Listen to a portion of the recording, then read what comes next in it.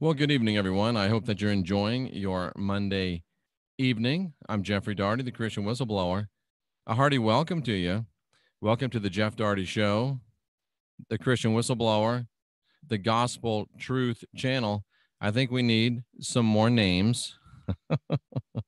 Nice to have you here tonight. We're going to be talking to Michelle Thompson. She lived in a haunted house, and she's going to talk to us about what it was like to live in a haunted house. I saw that she commented on the show about the haunted dolls, and she said she was biting her tongue not to comment. So I think that we might have some talk about haunted dolls as well. So Michelle Thompson tonight to talk about living in a haunted house.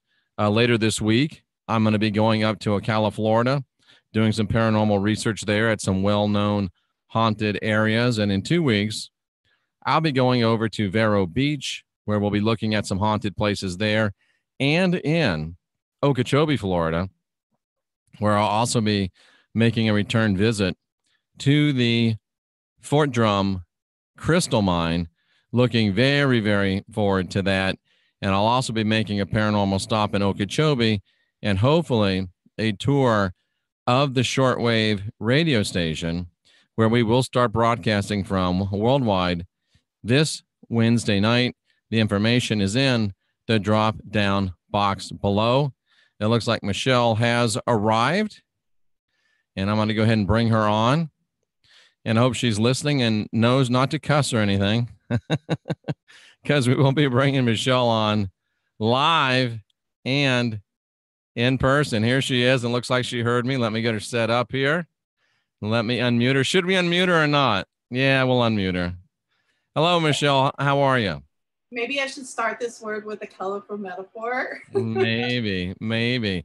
Ladies and gentlemen, Michelle Thompson is the author of The Mind Makeover.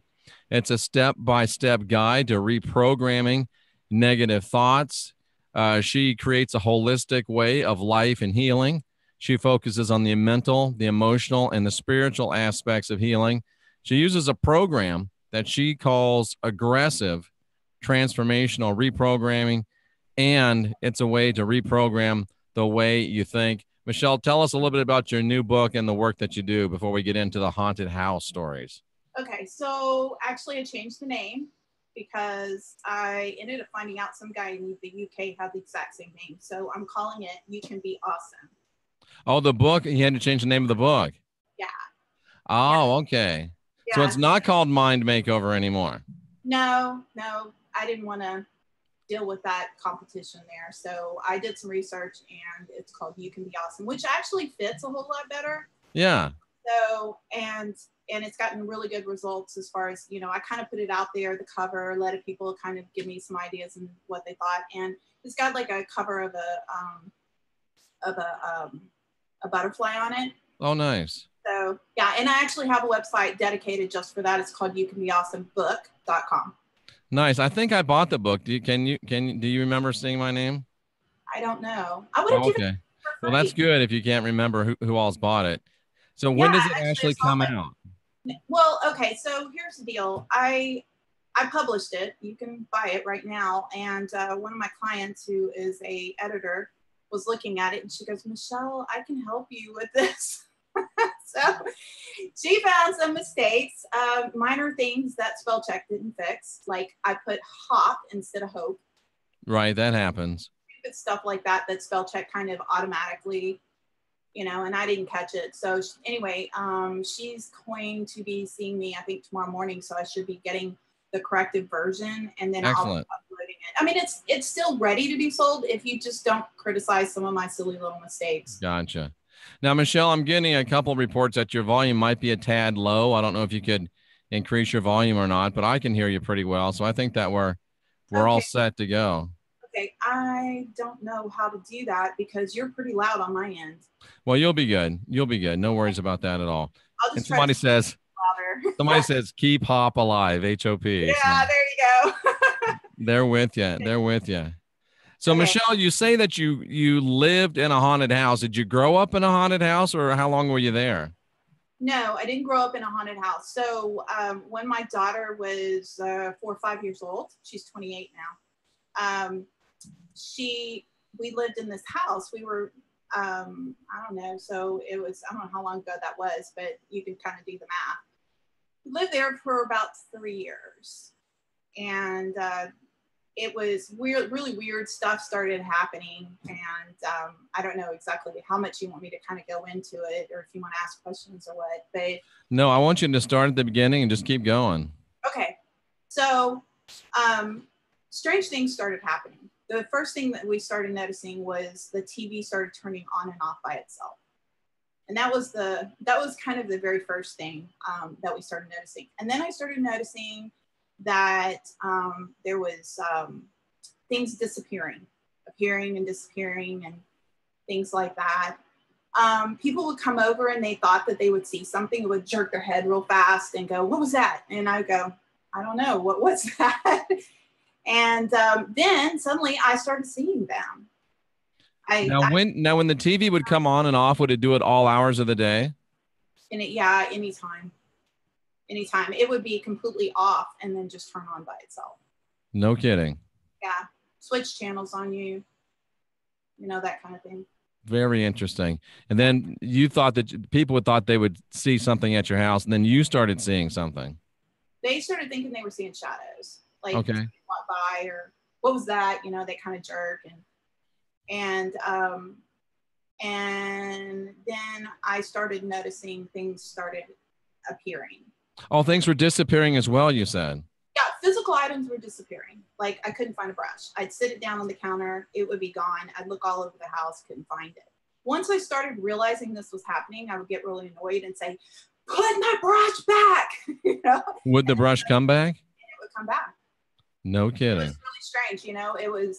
It was. I don't think that they were spooky, versus just kind of letting me know, which is kind of part of the story. I'll tell you that they were there. So they were more of a nuisance, it sounds like, than anything really threatening. Yeah, here, let me kind of tell you the story and then you can. Okay, please. So basically I started seeing these, like I saw this old man in a coverall walk down the hallway and through the wall. And one time I woke up and saw a beam of light right by my bed. And, just stuff like that. Started seeing things. But really when it really started getting weird was when my daughter, who right around the time she was around 5, started talking to them. And one of her favorite characters was named Alex and Little Baby. So there was one called Little Baby and Alex. And she would always talk about Alex all the time. I mean, Alex said this, Alex said that. Alex this, Alex that, And finally I said to her, I said, "Is Alex in your school?" And she goes, "No, he doesn't go to my school." And I go, then does he live in the neighborhood? "No, he doesn't live in the neighborhood." And I go, "Well, how old is Alex?" "He's a man." And all of a sudden I started freaking out. And so I was like, I talked to my husband at the time, because I'm divorced and remarried. And I talked to my husband at the time and I was like, "Oh my God, there's somebody, I thought he was like some, perverted person talking to my child." And I didn't know. I said, "We got to figure out what's going on." So I took her outside and I said, "Okay, point to me where Alex lives." And she goes, "Alex, Mommy wants to know where you live." And then she says, "Alex says to tell you that he lives in heaven." Wow.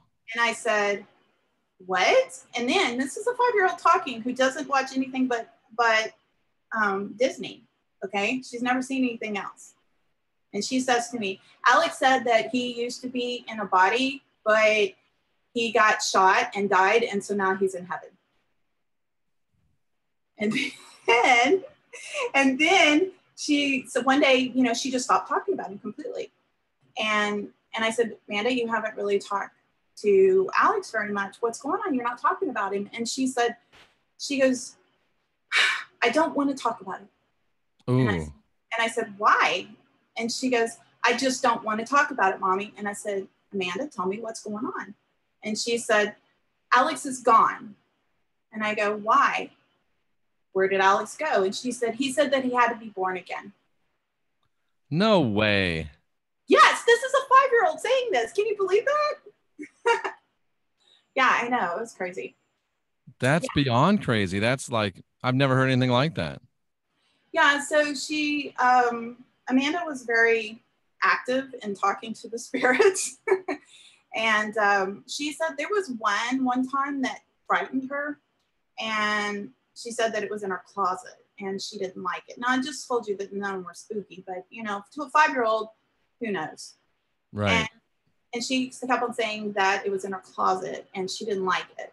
And I said, so I went and got a water bottle and, you know, one of the spray water bottles. And I told her that it was magic and that it killed spirits. So we started spraying the water, you know, because I didn't know she was making it up. I had no idea at what point her imagination. And so she, you know, so she sat there and she grabbed that water bottle and she was spraying. And then she said it was gone. So I don't know. Interesting. Now, has Amanda ever heard from Alex again? No, never.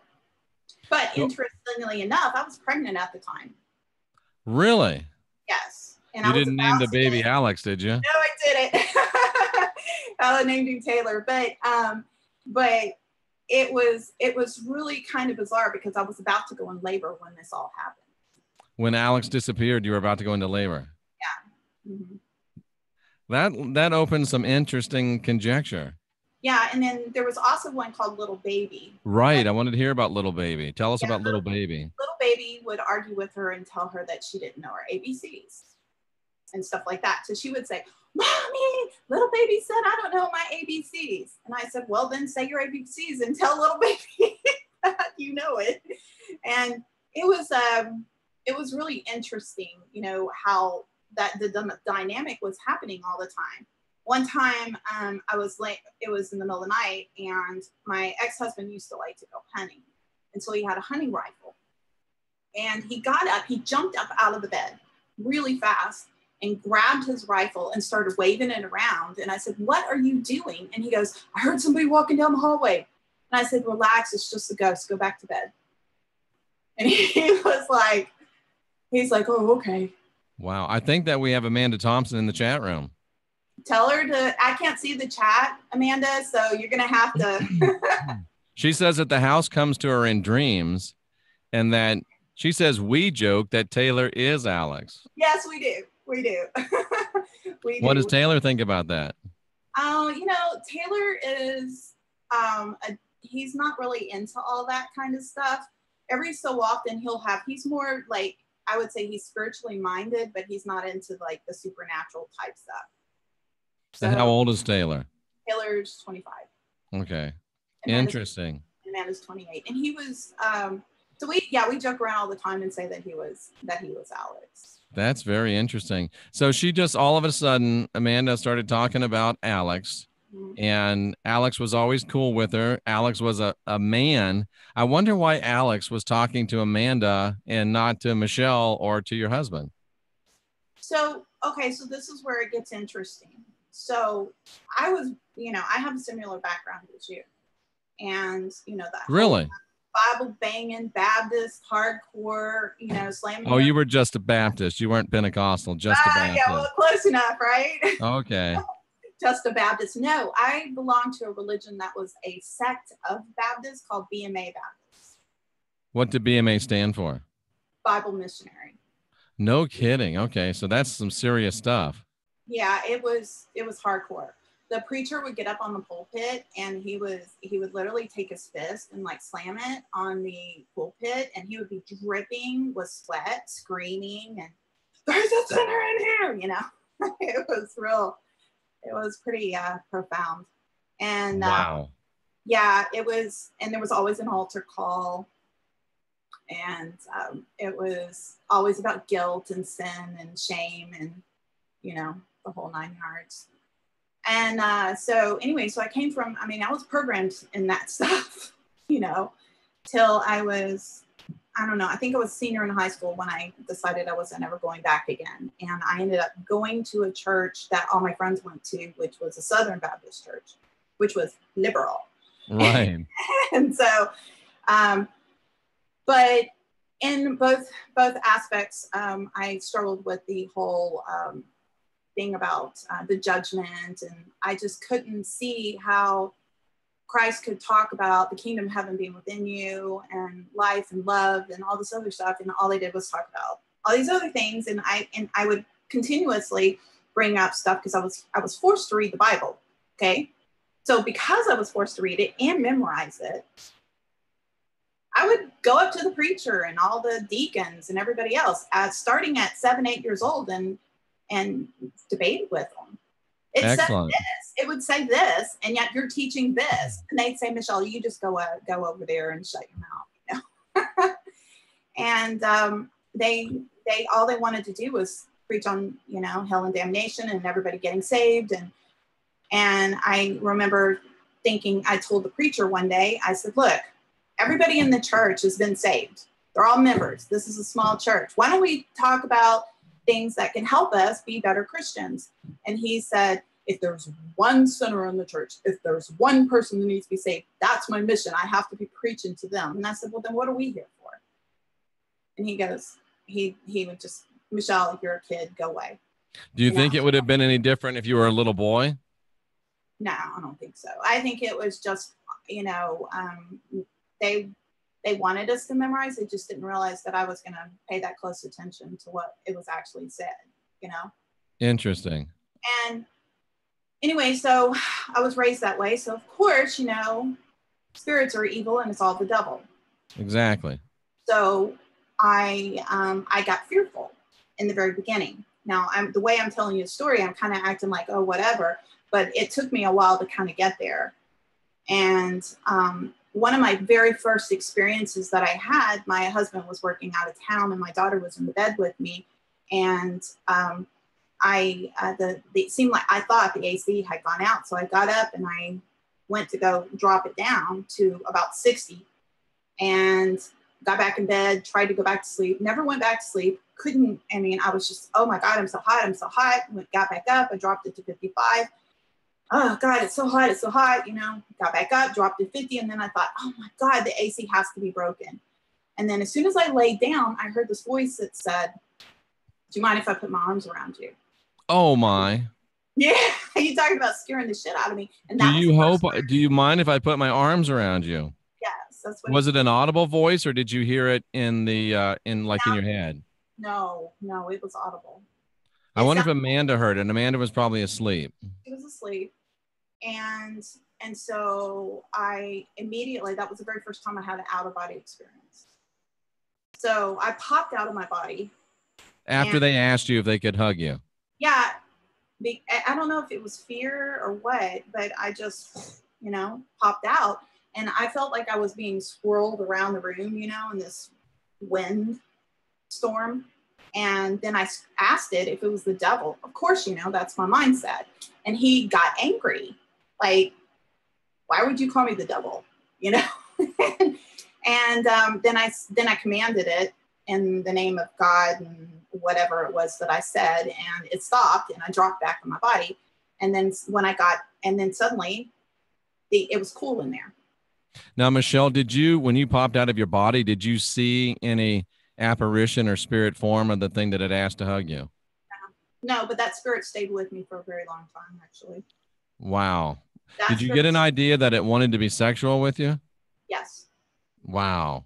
Yes. I wonder if Amanda, if you remember any of that, feel free to chime in the chat room. So and he went away when you told him to go away. Yeah, but he didn't go away for many years. Well, keep telling us your story.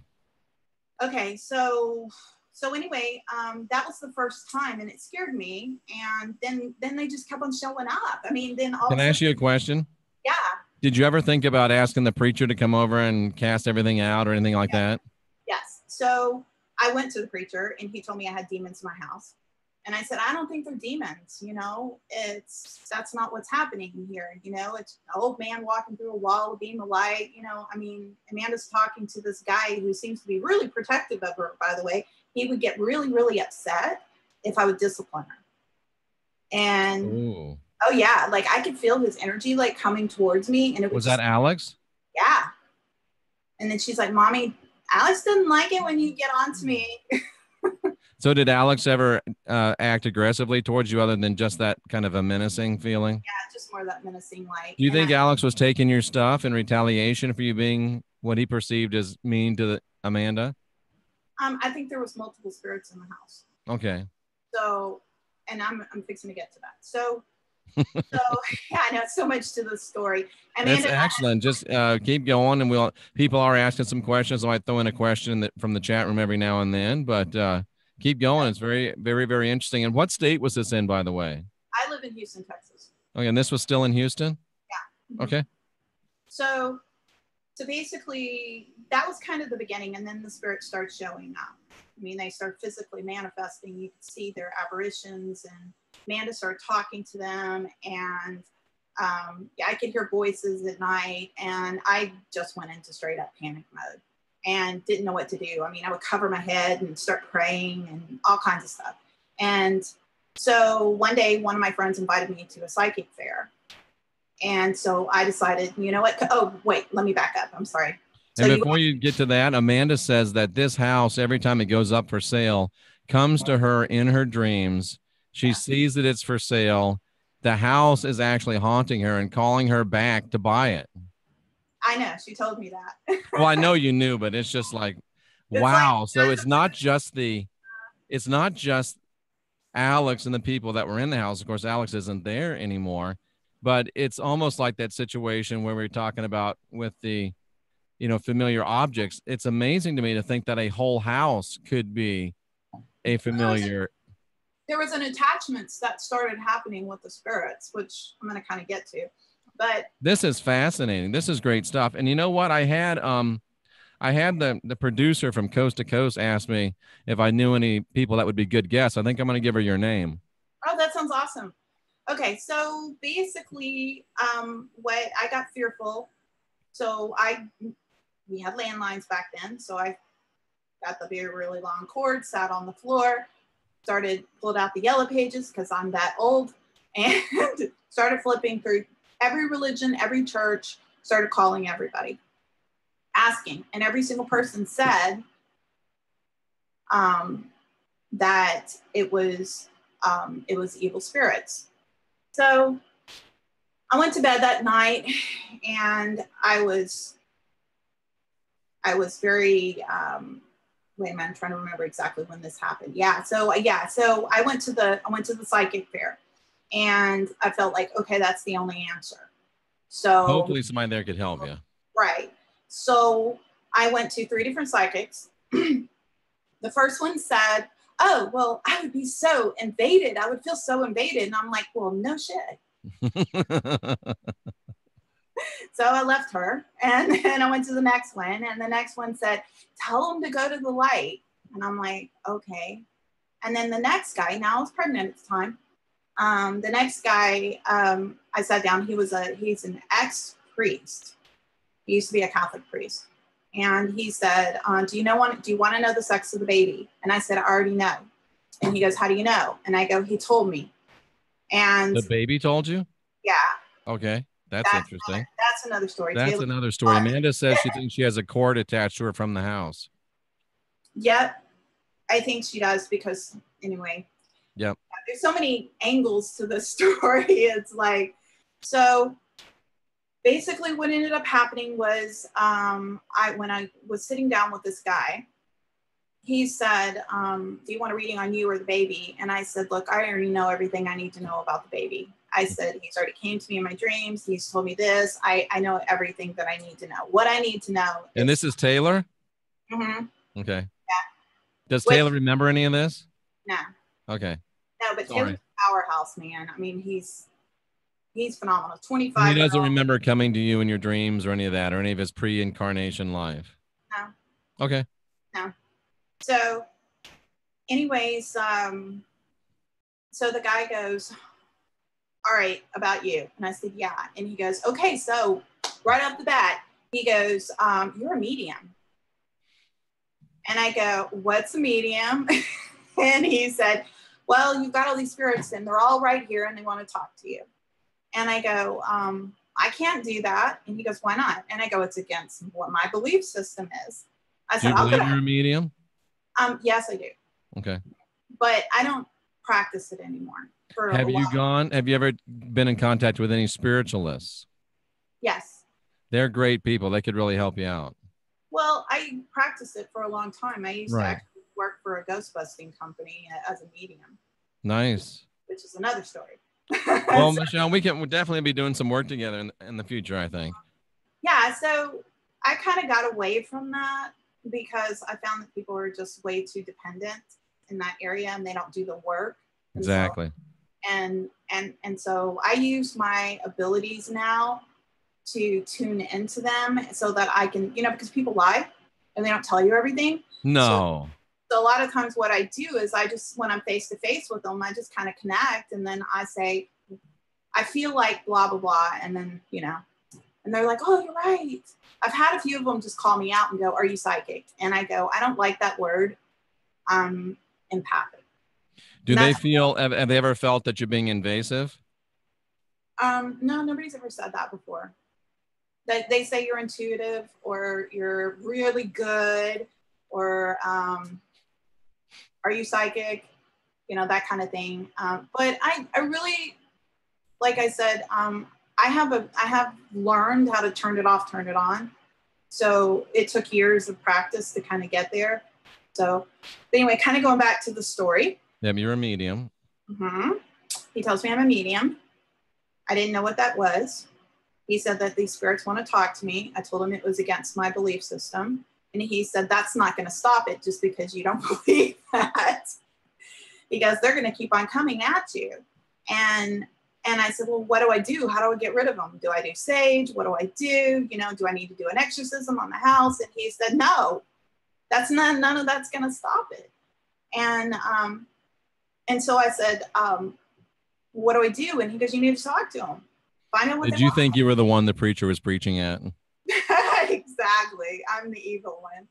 And so anyway, he goes, you need to talk to him. And I was just in straight up panic mode. I'm telling you, I didn't know what to do with myself. Because this was nothing I had been raised with or taught or anything.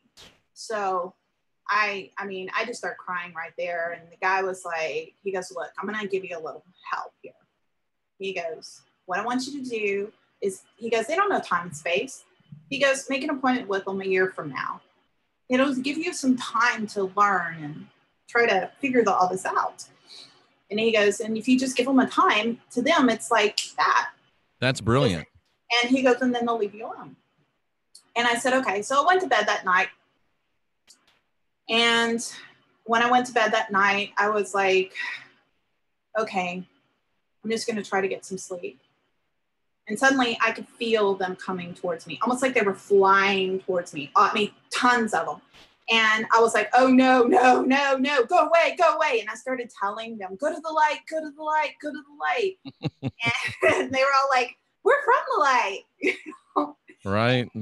And I was like, I can't do this. I can't do this. And I'd start to try to fall asleep and one would slap me on the foot and tell me to wake up. You would literally physically feel the slap on your foot. And tell me to wake up. And then so you think they were physically hitting you? Physically hitting me. Interesting. And so I said, so then at that point I started praying. And I prayed really, really hard. God, please help me. God. See, if you'd have been Pentecostal and could have spoken tongues, you'd have been all right. Ability. No, I'm kidding. That's not true. Lord, Jesus, help me. I was like, please, I'm begging you, help me. Anyways, immediately, right at the time, I started slipping out of my body. Again, it was an automatic thing. I started slipping out of my body, and and it scared the crap out of me because I didn't know what was going to happen, if I was going to fly off and never come back. So I started. You're afraid you're going to go to the light. Yeah, I know, and I didn't know if they were going to take me, and so I was like, what are they going to do? Amanda says the spirits in that house were physical. Well, ask her what she means by that. I think she means they were being physical to you. They would be physical with you. Yes. Is that what you mean, Amanda? I'm pretty sure that's what she means, but go ahead. So basically, what I did was I started praying, and I was hovering about like this far from my body. And then Were you looking down at yourself? No, I was hovering like about this far from the body, like flat. Okay. And I was trying desperately to hold on so I didn't fly off. Amanda says they could open and close things and you could feel them. Yes. And anyway, so I'm praying desperately. And then suddenly I look over at, because my husband was to the right of me and I could see his whole aura. Oh, nice. And it was like about like this far, from his body. And then this woman just appears. And a whole body apparition. And she calmed me down. And she started saying, "I'm here to help you, and it's okay. So you can." That's amazing. And then she said, she told me that she loved me. How old were you then, Michelle? 27. Okay. I think. Just throwing questions at you out of the chat room. Okay. I'm 52, by the way, now. And she's a liar, ladies and gentlemen. And so she said, "I'm here to help you. I just want you to know that I love you." Did she give you a name? No, she didn't give me a name. Do you know who she was? Well, I'm getting to that. Okay, sorry. You asked the questions faster than I can. Anyway, so I said, wait a minute, so I lost my train of thought here. Anyway, so I told her, she said, "I love you." And she goes, "And I have always loved you. I have loved you forever and ever and ever." Now this part sticks with me because I said to her at that point, "How can you love me if I don't even know you?" And she said, "Oh, but I have known you forever and ever and ever." And then at that point, she said, "I have some messages I need to give you. But first, I want you to know that your children are going to be okay." She said they're going to be wonderful. And they're going to be very successful. And she told me that my son that I needed to make sure that I took care of him because he had a very profound destiny. And Taylor, which is a whole nother story because he's already starting to fulfill it. Okay. 25-year-old millennial millionaire. Okay. Wow. Almost. I mean, he owns multiple businesses. He's awesome. He's a rock star. And no, Amanda, I do not love him more. She always says Amanda says that he's the favorite in capital letters. He's not the favorite. She's actually my favorite.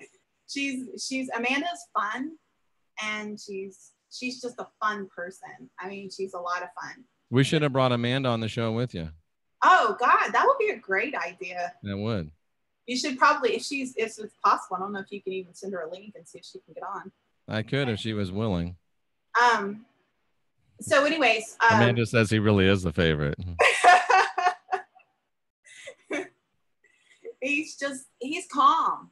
Okay. He's just got that chill kind of personality. And Amanda she's vibrant and she's like fire.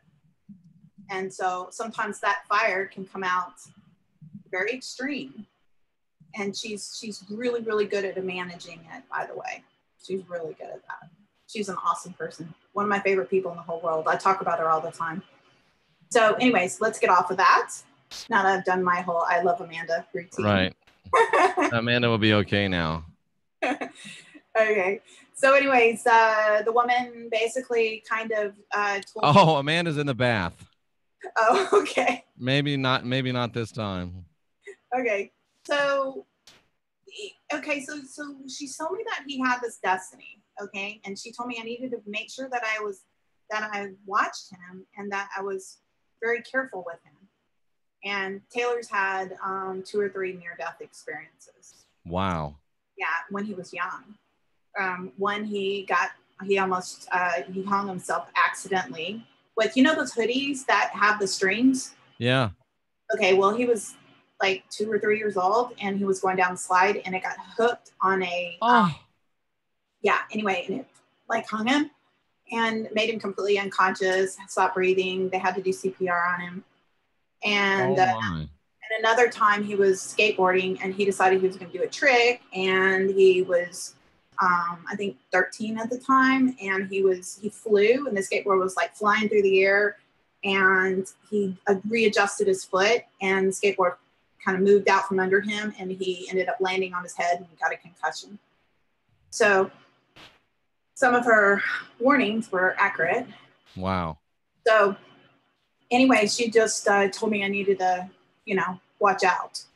So with that being said, that she said that, and she also told me that what I needed to do was start to meditate, and that she would come to me in my meditations, and she would teach me everything I needed to know.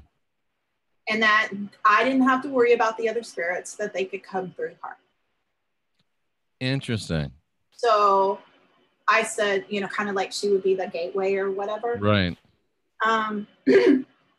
So basically I could get a good night's sleep without them waking me up. And so they, so then I decided, okay, well, you know, next morning I called my mom, and my mom's like, well, what does she look like?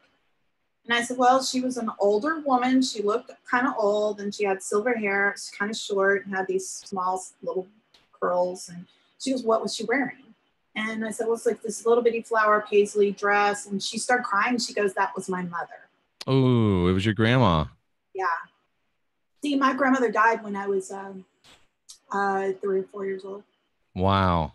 And then my mother goes on to tell me that when I was under the age of 5, I used to always talk to spirits all the time. And she said like that, Amanda. Yeah.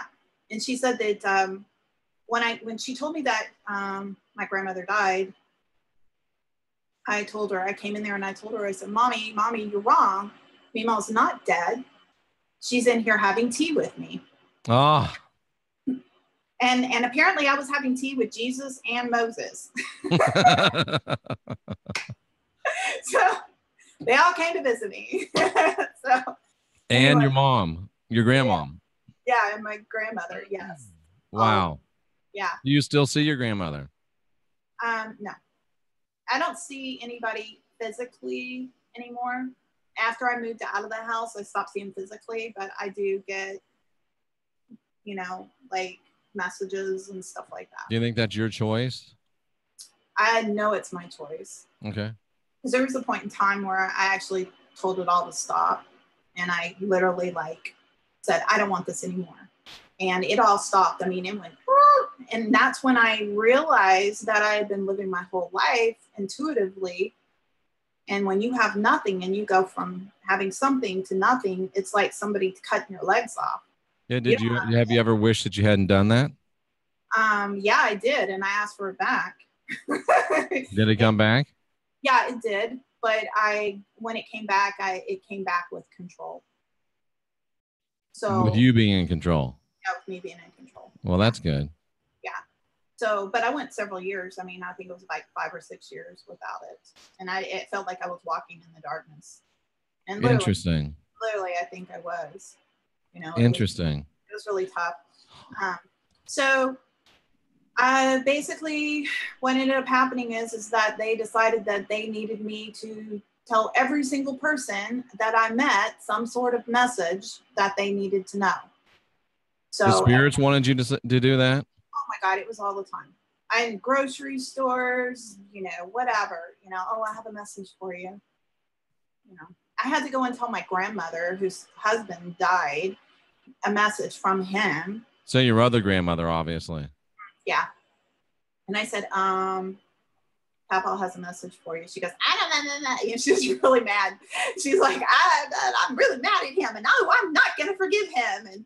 And I was like, what's your forgiveness? He needs your forgiveness so he can move on. And she's like, I'm not. She goes, so you're telling me that he's coming to you, asking me for forgiveness? And I said, yes. And she goes, tell him no. Wow. And I was like, okay, that's all I can do. you know? And that is all you can do. Yeah, exactly. So there was, so anyway, so that happened for a while, you know, and then it was like off to the races from that point on. They were always there, always talking. I could hear them in my head all the time. Michelle, did you ever have a bad reaction other than from your grandmother, from someone that you just walked up and said, by the way, I have a message for you? I would typically what I would say is, please don't think I'm crazy. Which is probably the worst thing you could say. And then maybe I am. That's exactly what a crazy person would say. But anyway. But have a message. And usually the message was so profound that they'd start crying. No kidding. So it was always right on point. Yeah, it was always right on point. Now, did you ever get the feeling that any of this was malevolent other than that one that seemed to be interested in you in a inappropriate physical way?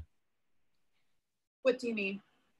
Have you ever felt that any of these spirits were malevolent, mean, nasty, meant you ill? No. Not here. I didn't. I didn't. I just felt like they just sort of wanted help. They needed some sort of message to be given to other people. Because there's people in the chat room, and of course, you know, we probably still have a lot of people that, you know, come from a Christian background. I've had to remove a few comments. You know, she asked for demons. She's talking to demons. Did she open the doors to all this by way of the medium thing? And yeah, she probably did. And she probably wanted to. Did she? I really didn't want to. I just wanted it all to stop. Gotcha. I really did want it to stop. I mean, because I didn't believe in any of this stuff. And really, if you believe in it or not believe in it, it's really irrelevant. Right, right. Why do you think these spirits were seeking expression into the world of the living? Okay, so honestly and truthfully, I've had this long conversation with Amanda about this because, you know, Taylor wasn't born yet, so he didn't really get to experience all this. But by the time he was old enough, you know, we moved. And so all of it stopped. And we didn't move because the house was haunted, because I got used to it, you know? And we moved just because we were buying a house and we were leasing that house at the time. Right. So what was your question again? The question was, why do you think that these spirits were seeking expression into this world, into the human world, the human realm? I just think that they saw me as a voice. But why do you think they wanted to talk to human people? Why weren't they just going off and doing their own spirit business? Well, I think they had an unfinished business. Oh, okay. Or some of them were just nosy. Like sometimes they were just like, they felt like they had the answer to this person's problem. Was it always someone they knew, or was it sometimes people they didn't know? So at the time I was a hairdresser, and I did, no kidding. And I did sculpture nails and all that stuff. And so because what do you think of my new do? Yeah, it looks good. I thought you were going to let it grow out. Well, you know, different day, different thought. Yeah, I just dyed my hair black. Oh, did you? Yeah, look, and I don't know if you can see it or not. Can you see? Is that a crystal ball? I've been wanting to ask you that. No, it's not a crystal ball. It's actually a skull. My husband brought it in here because he said it would be appropriate for the conversation. Oh, very nice. It is. I've got two of them. I have one that's Mardi Gras one, and one's a black onyx. Very cool. It's like, okay, you need that in here. Now, those aren't L.A. Marzulli skulls, are they? I don't know who L.A. Marzulli is. Well, good. Okay. So, no, it's black onyx. Very cool. So anyways, okay, so I didn't really want any of this stuff, okay? I didn't believe in it, and regardless of what you believe or what you don't believe, you know, here I was trying to figure all this out, and they just kept on coming anyway. And so most of the time they just had a message for somebody, typically.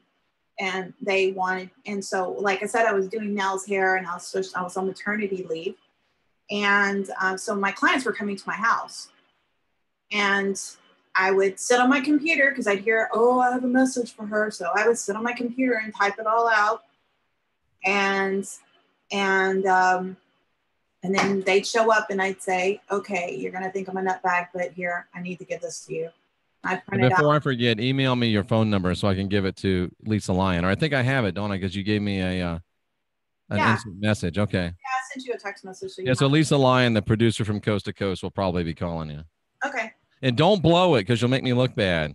I won't blow it. I'm really bad about checking my voicemail though. So I always tell people Well, text. if you do talk to Lisa, be impressive. And if you do get on the show, don't blow it. By the way, I manifested that. Did you really? Yes, I'm a huge believer in manifestation. I teach my own version of it. And no pressure. Yeah. Michelle Canham says no pressure. So just don't blow it. Yeah. So anyways, but yeah. So tell me how you manifested that. Oh, okay. So and Amanda says, don't blow it, Mom, in all caps.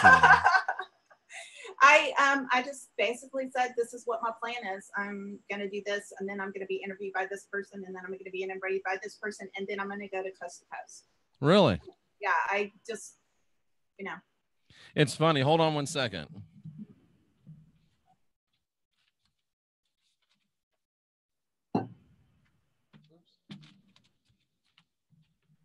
Talking about manifesting and different ways to manifest.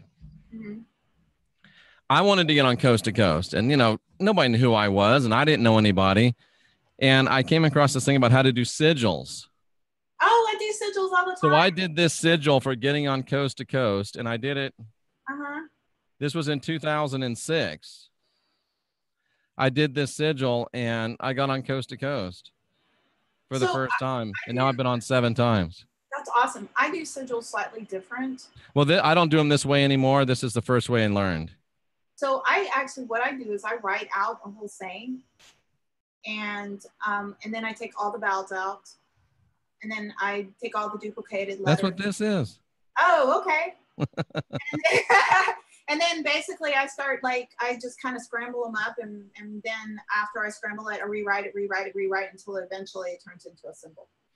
That's what I do now. I don't have a sigil here lately, but I do candles for people, and it's they're all artistic looking now. I think I might have them here. So you did this. You manifested this. Yes, I did. Oh, here we go. Here's some of the more recent sigils. Oh, yeah. Those look like the kind I do. Yeah. That's absolutely exactly what I do. Very loopy. Yeah. That's awesome. Very interesting, huh? I'm not sure how we got off on that tangent, but that's okay. I think the main message there was don't blow it. Don't blow it, right? I won't blow it. So anyways, I basically the bottom line is that they saw me as a gateway, and I really believe, I've had multiple conversations with Amanda about this, and I believe that the house actually has a portal. Amanda's actually a portal. That's a good. I was thinking that.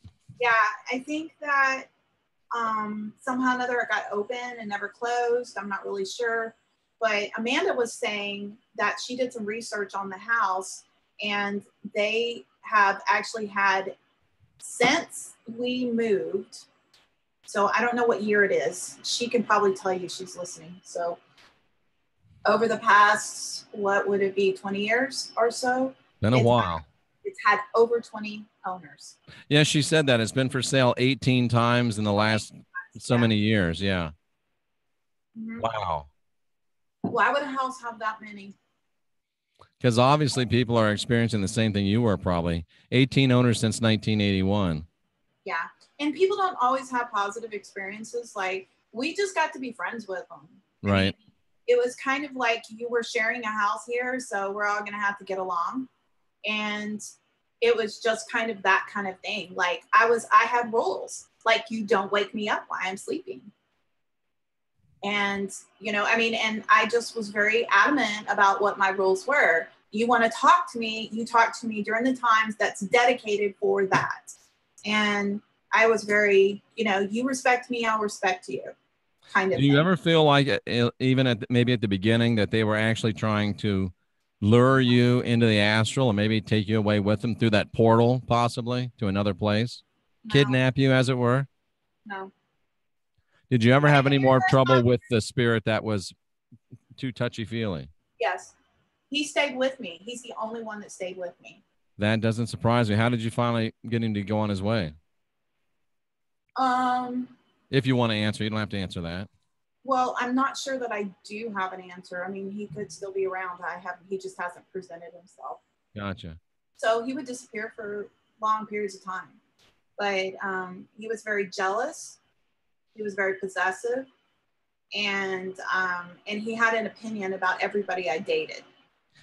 Let me tell you a story. Mm-hmm. In fact, I told this story on Coast to Coast. Mm-hmm. I went on Coast to Coast one of the times, and I got a Facebook message, and I thought it was like one of these, sex place face messages, dating sites. It wasn't real. And I get another message from this woman, very attractive. She says, we're not too far away. Let's get together and have a drink or whatever. So I said, okay, great. She's very pretty. We got together, had a drink. We started dating.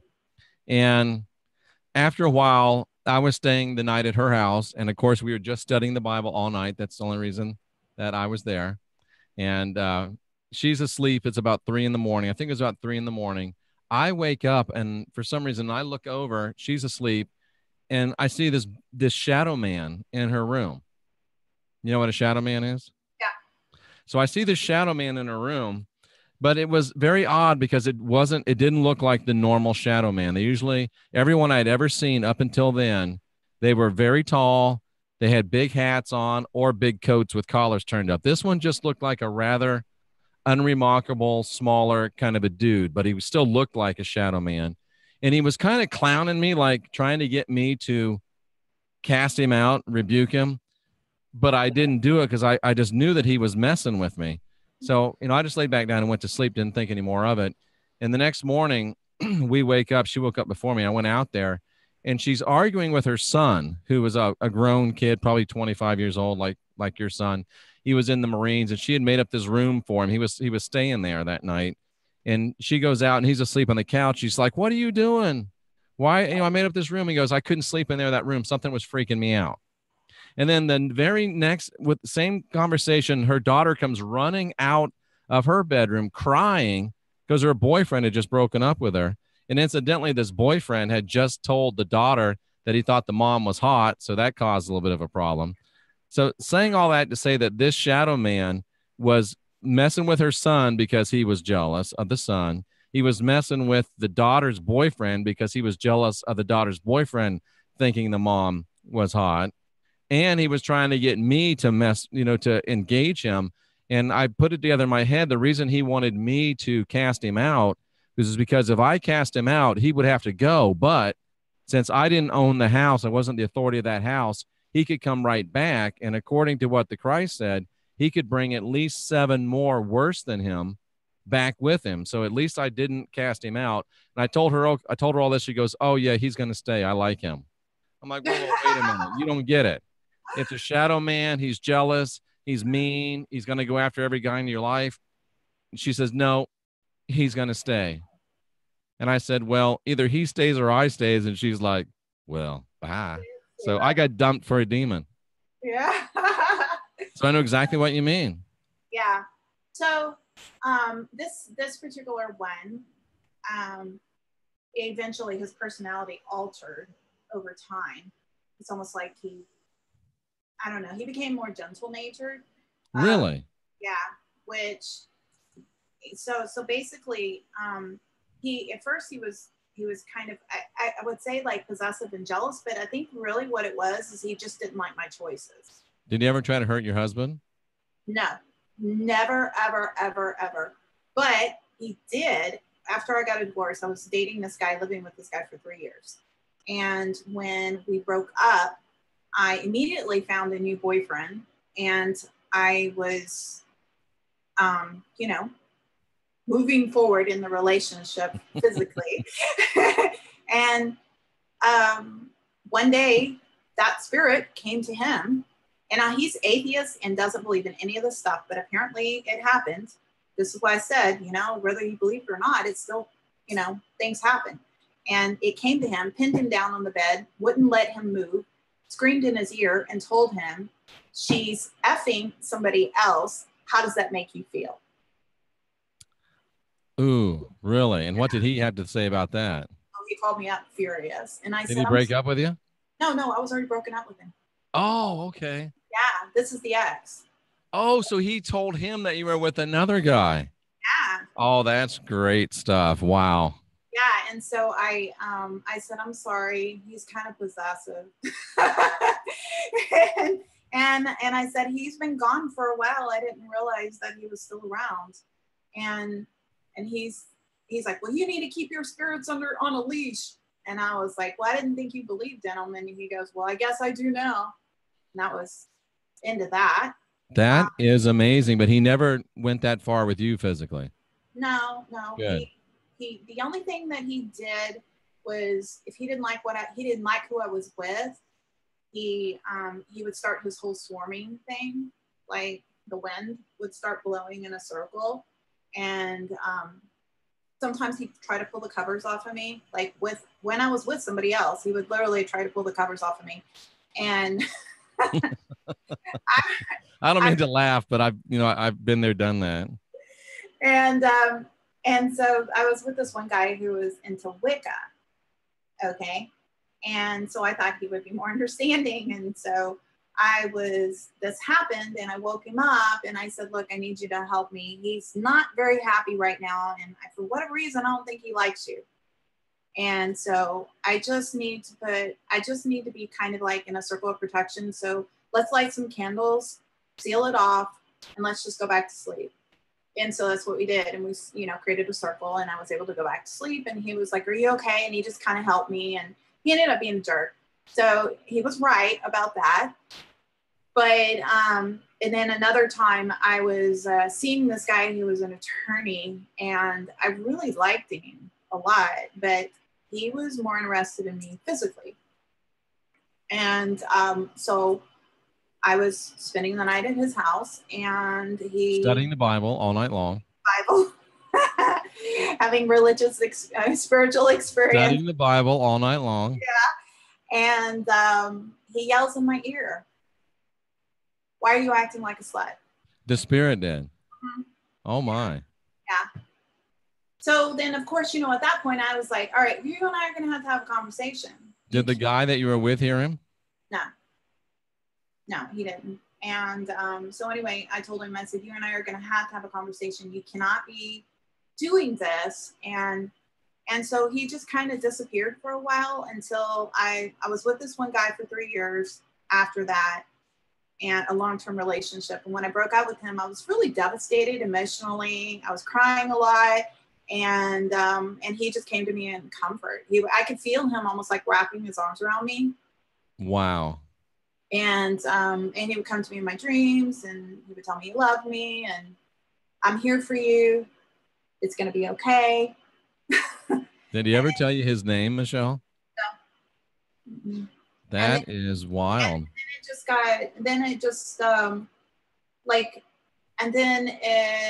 It was just every so often I could feel him just sort of like coming in the bed and just sort of like cuddling up against me. And it would happen every blue moon, not all the time, not every day. I mean, sometimes years would pass. And one day I was in my bed and I think Taylor at this time was 17. And I was in my bed and I had gotten one of those foam mattresses. Mm-hmm. So I could feel somebody sitting on my bed. They would sit and then get up, sit and then get up. And I just yelled out, I know you're there. Would you please stop? Leave me alone. I'm trying to sleep. And then the next thing that happened after that, which was interesting, is he actually physically manifested himself for the first time. Repeat that again. I'm sorry. I missed that sentence. Somebody was being a jerk in the chat room. I kind of figured that was going to happen. That's all right. I was really kind of hesitant, honestly, about having this conversation because I've really kind of gotten away from all this stuff. Mm-hmm. And I really much more focused on, a life coach, helping people, changing their lives and that kind of stuff. Absolutely. I knew that having this conversation was probably going to cause a lot of drama. Well, very, very little actually, but that one, I just happened to get distracted. What was the last thing you said? He manifested to you physically? so he would sit on the bed, and then he'd get up, and he'd sit on the bed and get up. And then I told him, I turned over and I said, please, I know you're there. Would you please stop? You're keeping me from sleeping. And then all of a sudden I thought that I heard some water in the bathroom. And so I thought, well, maybe Taylor had gotten up and used my bathroom for whatever reason, because he had his own. And I sat up and I went, Taylor? A man walks out of my bathroom. He was wearing like a green khaki colored t-shirt and sort of like, what are they called? Dockers pants. And he had a really short kind of haircut, really handsome. And he kind of stepped out and he was standing in the doorway. And I sat up and I said, who are you? And he said, you can see me? And I go, yes. And I go, what are you doing? And he goes, well, aren't you afraid? And I said, no, I'm not afraid. And he goes, why not? And he's stepping towards me, towards my bed. And he goes, and I said, and he goes, why not? And I go, oh, I have this place on lockdown. I have crystals over here, this Buddha thing I got from a monastery, da, da, da. And he starts laughing at me. And I said, so nothing evil can come in here. And he's like, and he goes, okay. He goes, well, and then he goes and sits right there on my bed. And he goes, I have a message for you. And I go, okay. And he goes, you need to write a book about love. And of course, you know, I got really upset.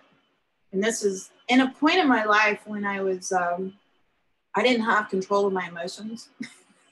So I flew off the handle and started yelling at him and told him that that was impossible, that I had a tragic love past, and that I didn't know anything about love. Why would you choose me to do this? Why would you ask me to do this? Who gave you instructions to tell me this? You know, and what business is it of yours? You've been haunting me forever. You tell me you don't like this person. I can't seem to find this right person. And, you know, I was very upset.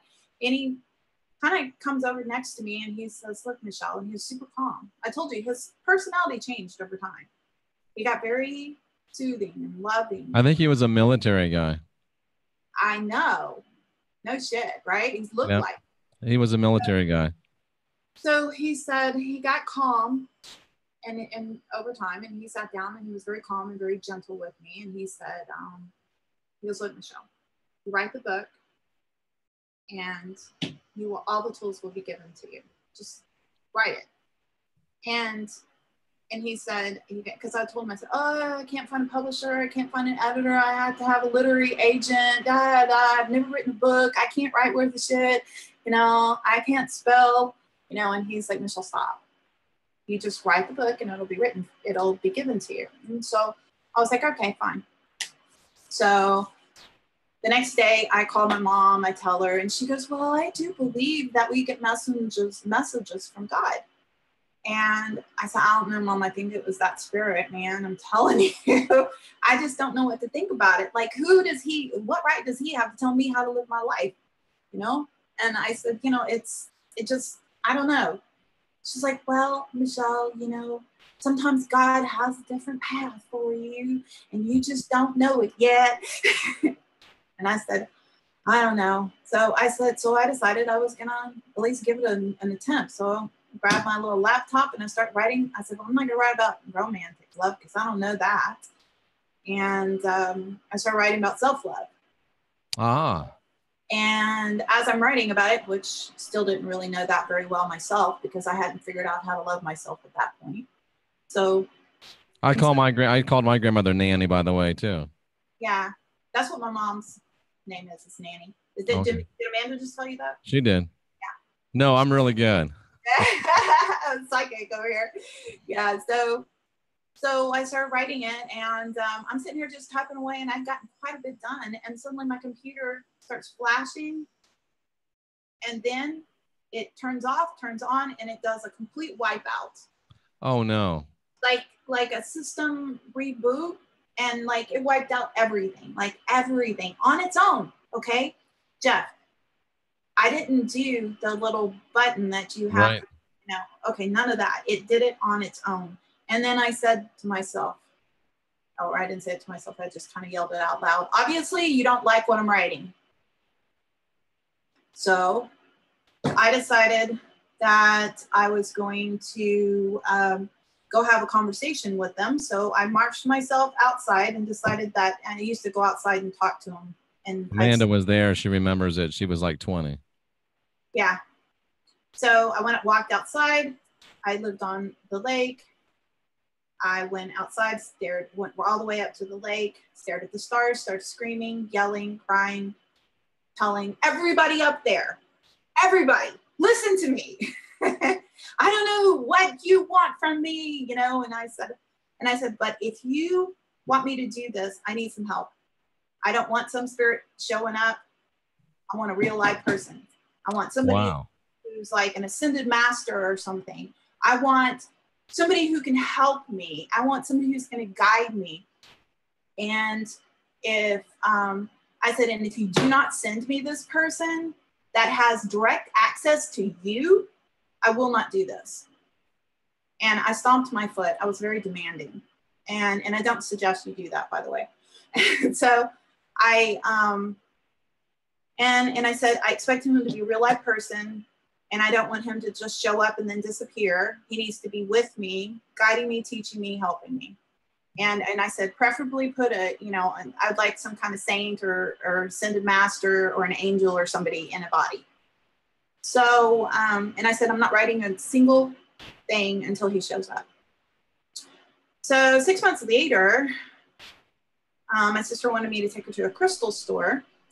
And at the last minute, I just had this feeling I needed to go somewhere else.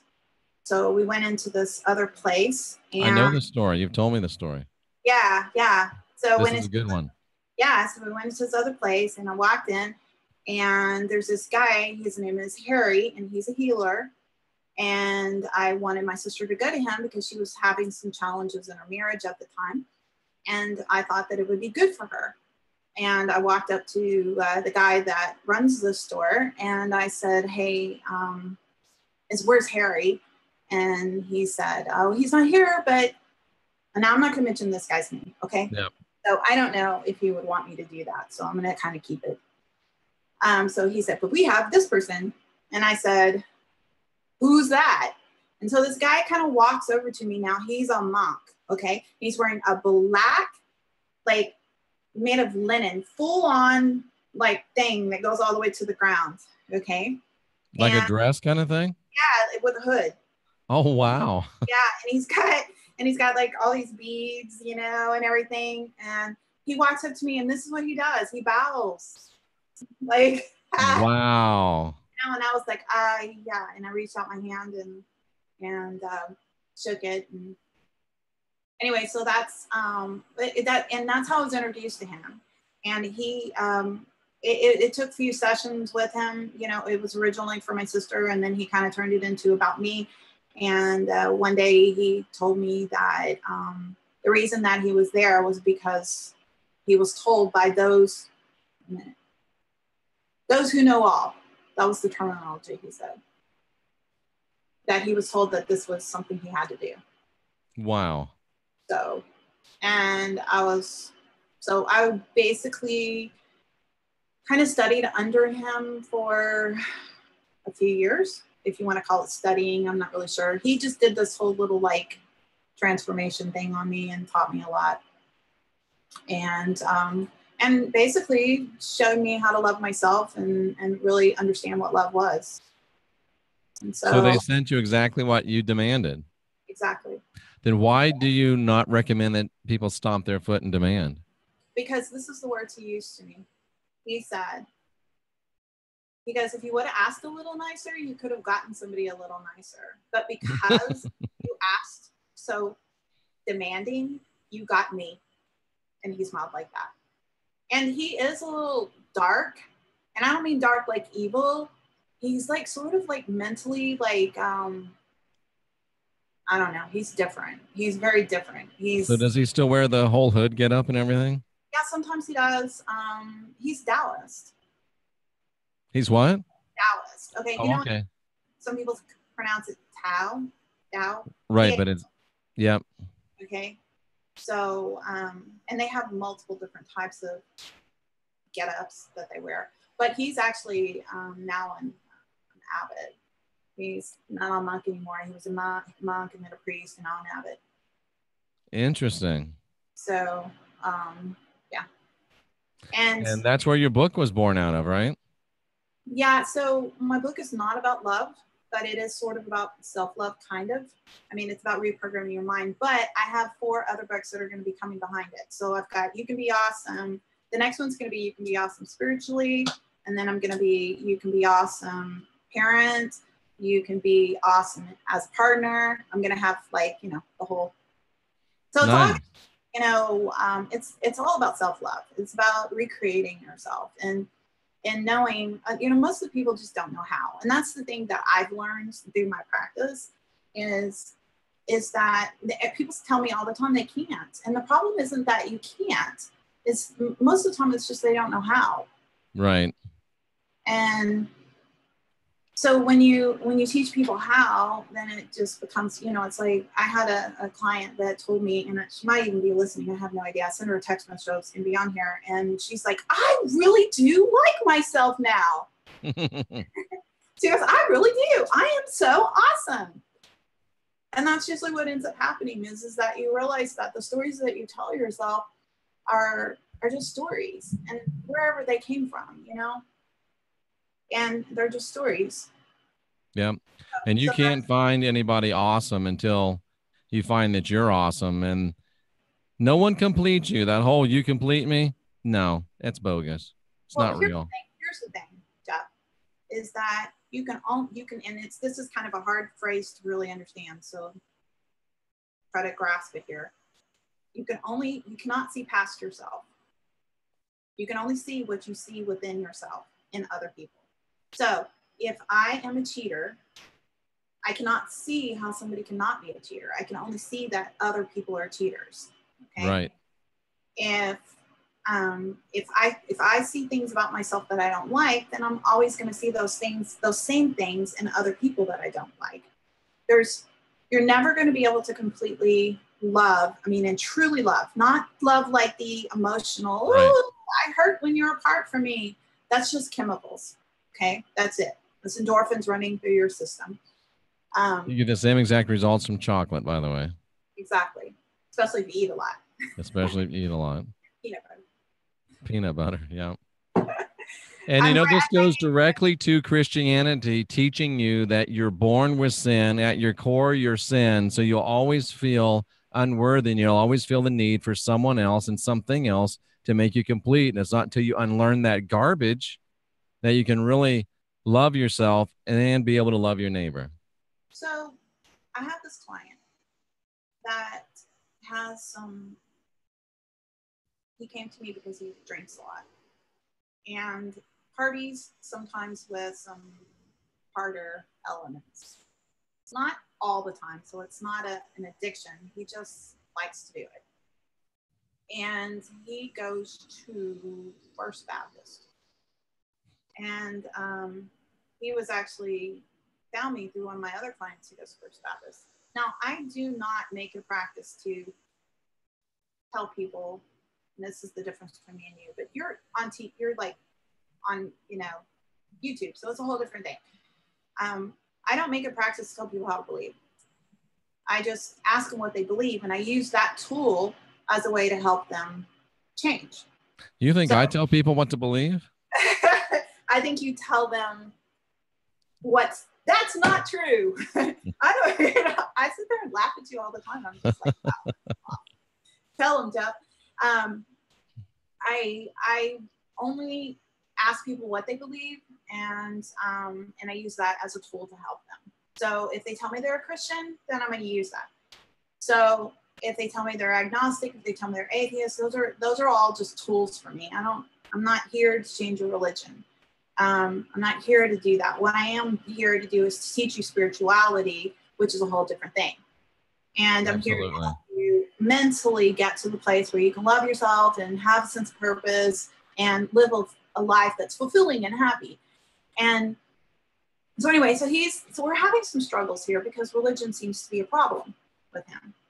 And so finally I just said to him, you know, I said, tell me what you believe. Like, what do you really believe? You say you go to First Baptist, right? You think you're a Christian? And he goes, yeah. And I said, okay, so tell me what you believe. And some of the things he told me he believed, I was like, okay. And it's kind of basic stuff. And I said, well, do you believe? And I started naming off some of the things that most Christians believe. And he goes, no, not really. No, not really. No, not really. And I said, well, you know that you were born in sin. And so you think that, I said, you're saying that this God is going to forgive you? I said, come on, seriously. Tell me how this makes any sense to you. And I go, really, come on. Really, tell me how this is making sense to you. I don't get it. I said, so you can just go off and do whatever the hell you want to do, but except I used the F word. And I said, you can do whatever you want to do. And all you have to do is just say, forgive me. And I get a free pass to heaven. And he goes, yeah, because he's the loving, forgiving God. And I go, oh, come on, seriously. Really? I said, that doesn't make any sense. Okay, let's use your kids, for example. And I go, you always love your kids. You're right. Absolutely. I said, but if your kid is constantly screwing up all the time, there's a certain point where there's tough love. You just sit here and go, it's okay. I forgive you. I'm going to still do this and this and this. You're always going to have this, I'm just going to, some parents do that, but most parents practice teaching their children, and they love them, but there's consequences for the actions, right? So why would a God do that? Why would he just say, you can have an affair, you can rape somebody, you can kill somebody, but as long as you get saved, you got a free pass to heaven? And I just didn't grasp that. It didn't make any sense to me, right? Right. So he sat there and he's, I don't know. So I said, let me propose something else to you, because it doesn't sound like you really even believe your religion anyway. I said, come on, really? Or what are you just going cause, or why? Oh, well, somebody asked me to come, and I'm kind of really more Catholic. And I said, okay, but even with Catholicism, it's the same thing. It's like, what, you go to a priest and you say, forgive me. Oh, now I go back and do the same thing all over again. Okay, I just molested a child. And then I go to my priest, forgive me for molesting this child. And then I go and do it again. Come on. At what point? Even our society will put you in jail. But God's going to give you a free pass to heaven. You get this glorious thing. You get crowns of gold and, a pathway to this glorious place, all because you sold me your soul.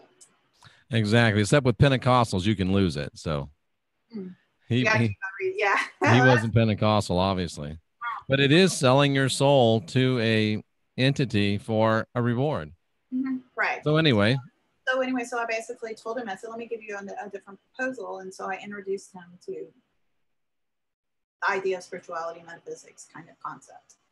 And so as I did that and explained it to him about the evolution of the soul, and I said, look, life is about consequences. You can do whatever you want. You can do whatever you want, but you're not going to get a free pass to heaven, because you are heaven. Okay. In one lifetime, you could be a gambler, and the next lifetime you're going to be an accountant. And I said, and it's not because you're being punished. It's because you're trying to learn the balance and get past the right and wrong. You're trying to find the middle ground so that you can eliminate the, what is it called? The absolute. Okay. You only know something when you experience it. So you can't really experience it unless you've gone from, way over here to way over here. And then you neutralize and come back here, because you've experienced both, right? Right. So I said, karma isn't really karma, and reincarnation isn't about being punished. It's about, you know, if you do this, then the next time this is going to happen. And, you know, and I said, and sometimes even in one lifetime, it may happen. You know, you may go over here and then over here, you know, if the karma just or life or the universe just kind of twists you over here and you end up seeing it from a whole different perspective. And so all you guys that completely disagree with me, you probably will end up seeing it from a different perspective at some point in your life. You know, that's just the way it works. And so I kind of showed that to him, and all of a sudden he was able to actually stop seeing himself as a sinner, because the whole reason he was doing all this stuff was because he believed he was a sinner and he was doomed. Like, he couldn't heal from being an alcoholic because he believed he was a sinner, and that he was just, I was born into sin. I'm just going to be this screwed up. I can't fix it. But when he realized he wasn't born into sin, I said, let's look at it from a different perspective. What if you are this beautiful spiritual being that's highly evolved, that's just having a human experience? What if that? What if today you're this and tomorrow you're that? And you're just trying to see what it's like to have this experience, so you can actually say, okay, I did this. I know what it's like to do that. I know what it's like to do that. I said, now, how do you look at this life? And he was like, well, I can actually love myself. And I go, yeah, you can. Because you are this beautiful, absolute spiritual being that has the options of making choices. So if you want to go see 50 zillion women, that's part of your experience. But you're going to take that with you, and you're going to take the consequences that come along with that as well. The diseases and all the other things that come with it. And that's the part of that learning process. And if you can go into your life with the learning process of that, and understand that every choice that you make is going to have a consequence, and you've got to decide, you know, do I want that consequence or not? It's called taking responsibility. And until you realize that you actually do have the spark of divinity within and not original sin, until you realize that, you're probably coming back again. And I didn't mean that to be a rhyme, but it worked out pretty well for me. And yeah. I think that's the truth.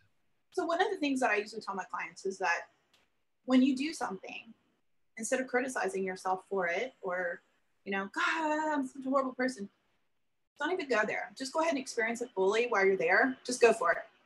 You know, if you're going to be mad, just go ahead and be mad. Just be mad. All the way mad, 100% full on, blown out mad, so you can really have the full experience of it. And then step back, stop, and then reflect and say, did this serve me? And if it didn't serve you, don't do it again. That's a good point. I love that. And if it does serve you, then hey, I mean, there's been plenty of times in my life where sometimes anger did serve me. Yep. And I actually learned that from Mitch Albom, who wrote a book called Thursdays with Maury or Wednesdays with Maury or something like that. And he talked about actually getting in and fully experiencing the emotion. And then you can realize, oh, either I like that or I don't like that. And that's very profound. But it's a very cognitive decision. You know, you're really making the choice to go ahead and feel this. I'm going to go ahead and feel this. Right. I wouldn't recommend that you shoot heroin to see what that feels like, but don't take it to extremes. That's one of those things where the consequences come in. Right. And so, you know, when you decide that you're going to take that path, there's consequences that come in because you can become an addict. Some people are instant addicts. They never know it. You know, they don't just try it this one time and that's it for them. You know. That's true. That's true. So Michelle, and we've been here almost an hour and a half. We should probably wrap this up. Wrap this up and tie it in a bow for us. What do you want people to take away from this? What do you want people to remember? Oh, wow. Okay. So this is something I was actually thinking about. And I don't know if it's really a good bow here, but I was thinking about trying to figure out a way to get into this and I didn't. But what you believe is what you see. And so when I decided that I didn't want to believe something anymore, I didn't want to give it power. It's really about what you give power to, okay? Right. What you see, when I chose not to give that power anymore, it just kind of exited out of my life.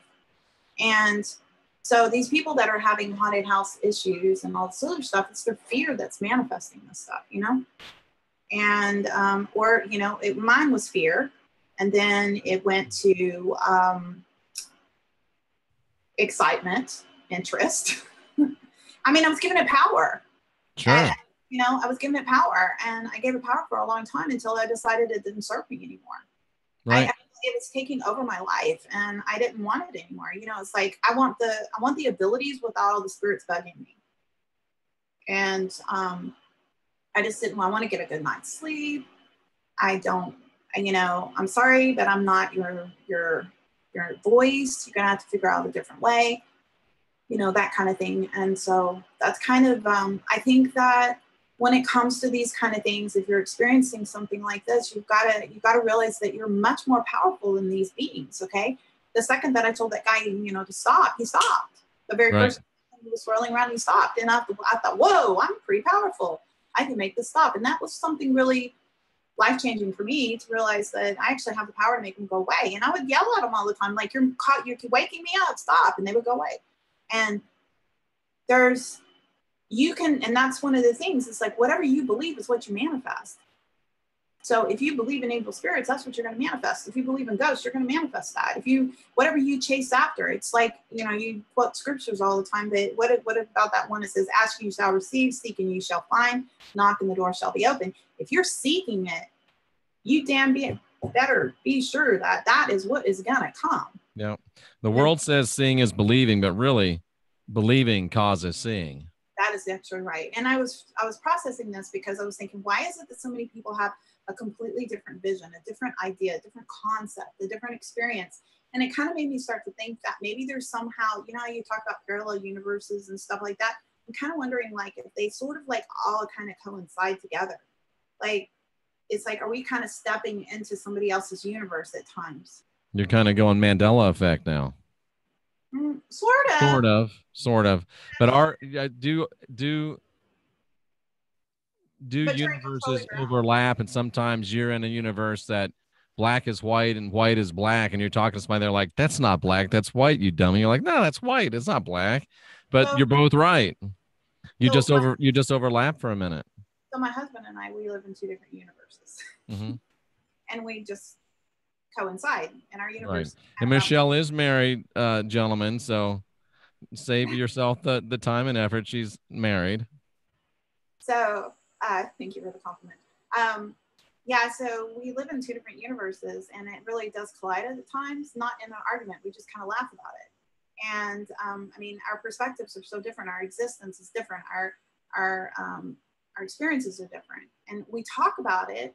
And sometimes even our conversations can kind of lap into fantasy. And it's really quite humorous because his whole perception of life and what he experiences, it's so interesting to me because it's so different than mine. You know, it's like I kind of step in for a little while, like I'm watching a movie, sort of like into his, and I experience it with him for a little while, and then I kind of step back and go back into mine. And so it's so completely different. Amanda says she's a hottie, by the way. Oh, talking about you. Amanda's a hottie. Let me just tell you. She? Yeah, she is probably one of the most beautiful women that exists on this earth. Is Amanda married? She's engaged. Well, congratulations, Amanda. Yeah, she's having a destination wedding in October. Congratulations. Yes. So anyways, so yeah, that's it's that. So it just kind of makes me wonder if, you know, I hear so many different perceptions about, you know, different universes, different parallel existence and all that kind of stuff. And I've seen my sister actually step in and step out. She does hop. My sister's very talented, by the way, and she can hop into different ones and sometimes accidentally find herself in a different place. And sometimes I hear her say, this is not my life. This is not my life. And I go, well, just go back to yours. Just slip back into it. And because she'll notice the differences. Like she'll see that this doesn't line up like this. And this That's fascinating. Yeah. The light switch is on the wrong side of the door. Yeah, she just kind of start tripping. and and so I don't know, I think that the biggest thing is that people have to understand that they are creators, and whatever you believe is what is going to happen. I had somebody ask me the other day, well, how do you change your belief system? And I said, you just choose it, and you just put all your energy and power into it. Whatever you believe is what's going to happen in your life, period. That's it. And so I don't even have to do the writing and do the vision boards and all that stuff. I just put enough emotion and energy into a belief, and then I feel a level of excitement about it, and then boom, it happens. Because I empower it with my belief.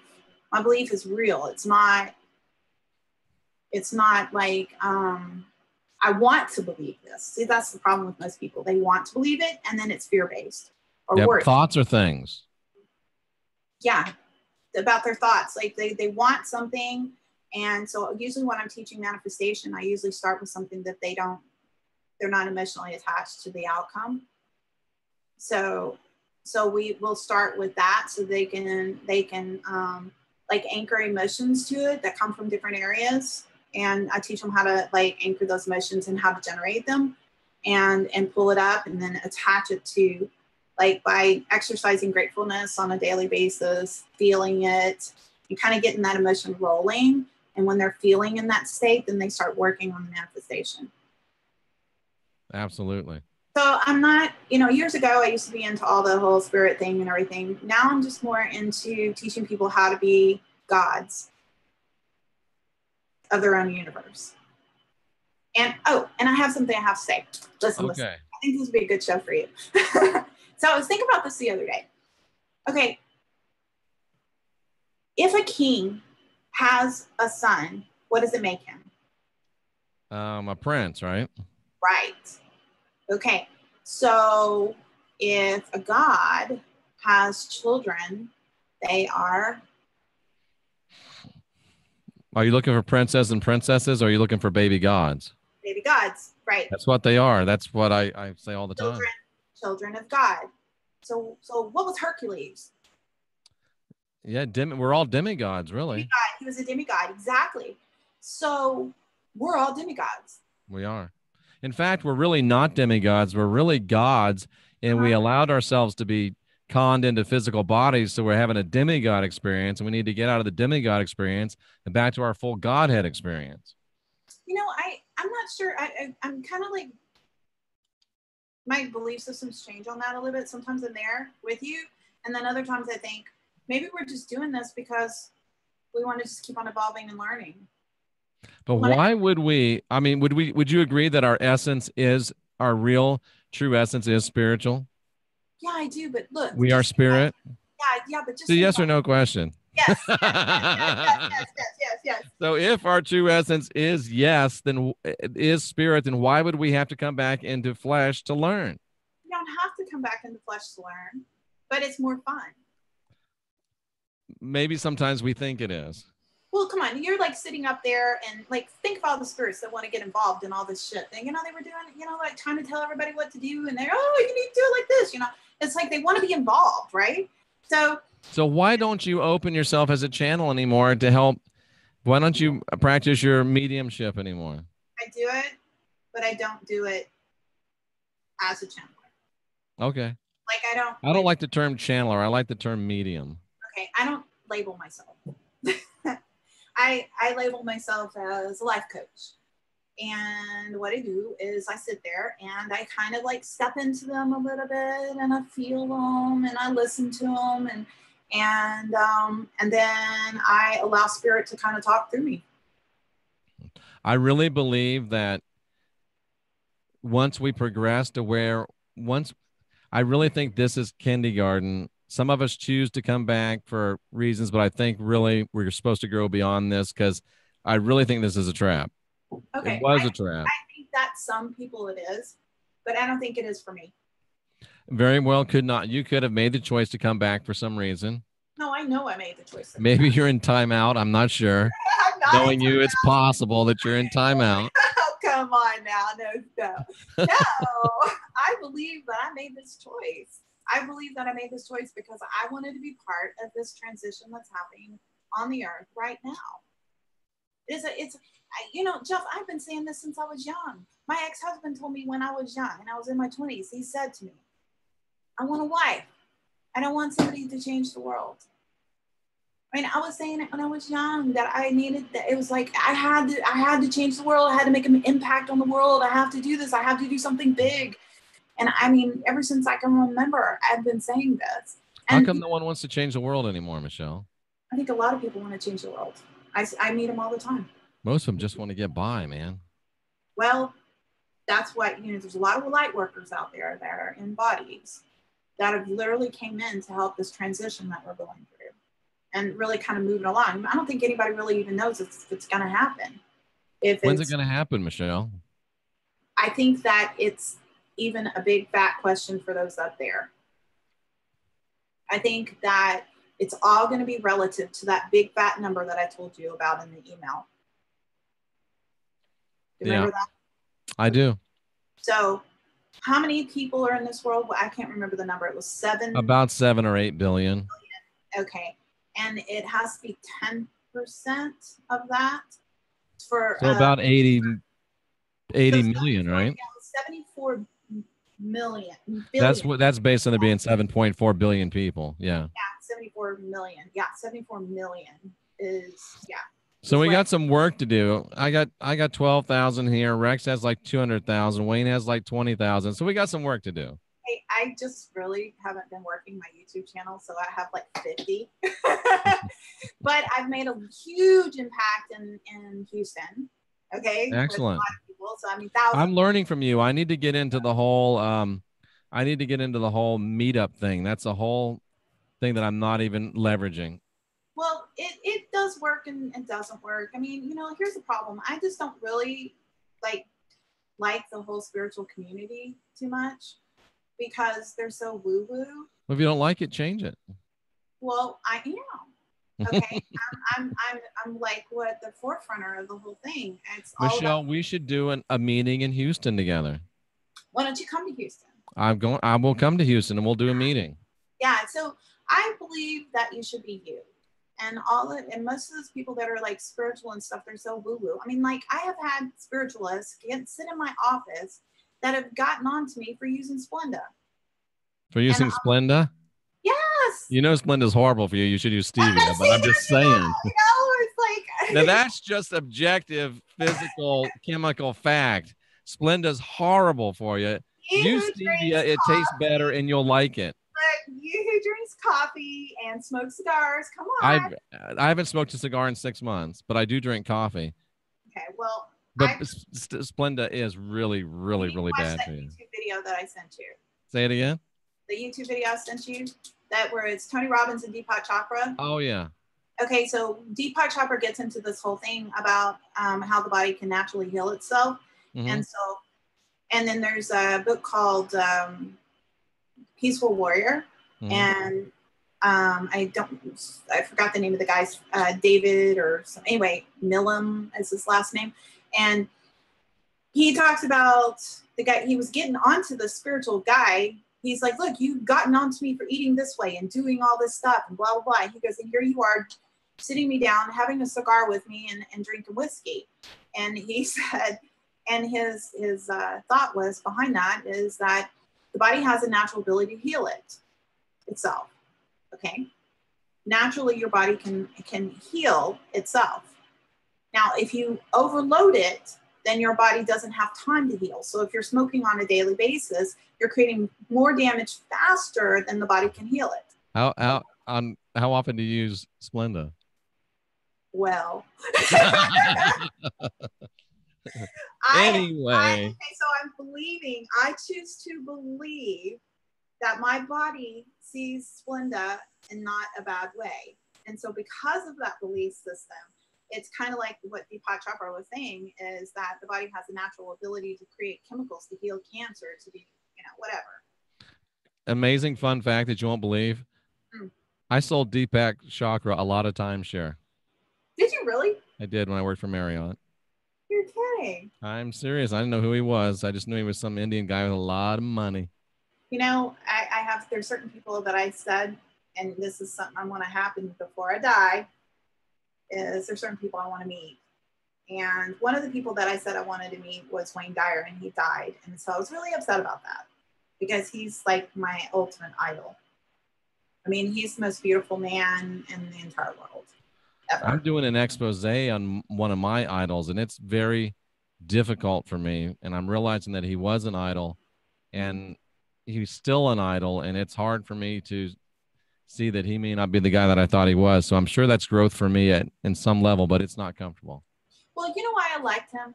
It's because he was honest. I mean, he would say things like, he would tell these stories about his kids. And I think one of them was, he was getting onto his daughter for something. And then she's like, oh, Mr. Positive, let's see what your readers think about you now. You know, and that's he would dirty pool right there. Yeah, he would always tell the stories, and he was very real. And that's one of the things that I try to do. So I'm not going to pretend that I don't do things that, you know, I mean, that's one of the reasons why I use colorful metaphors. You know, I use my Splenda. I smoke an e-cig. I'm like, you know, I do whatever I want to do, you know? Come on, Michelle. Hey. I never read one word by Wayne Dyer, by the way. I haven't? Oh my God.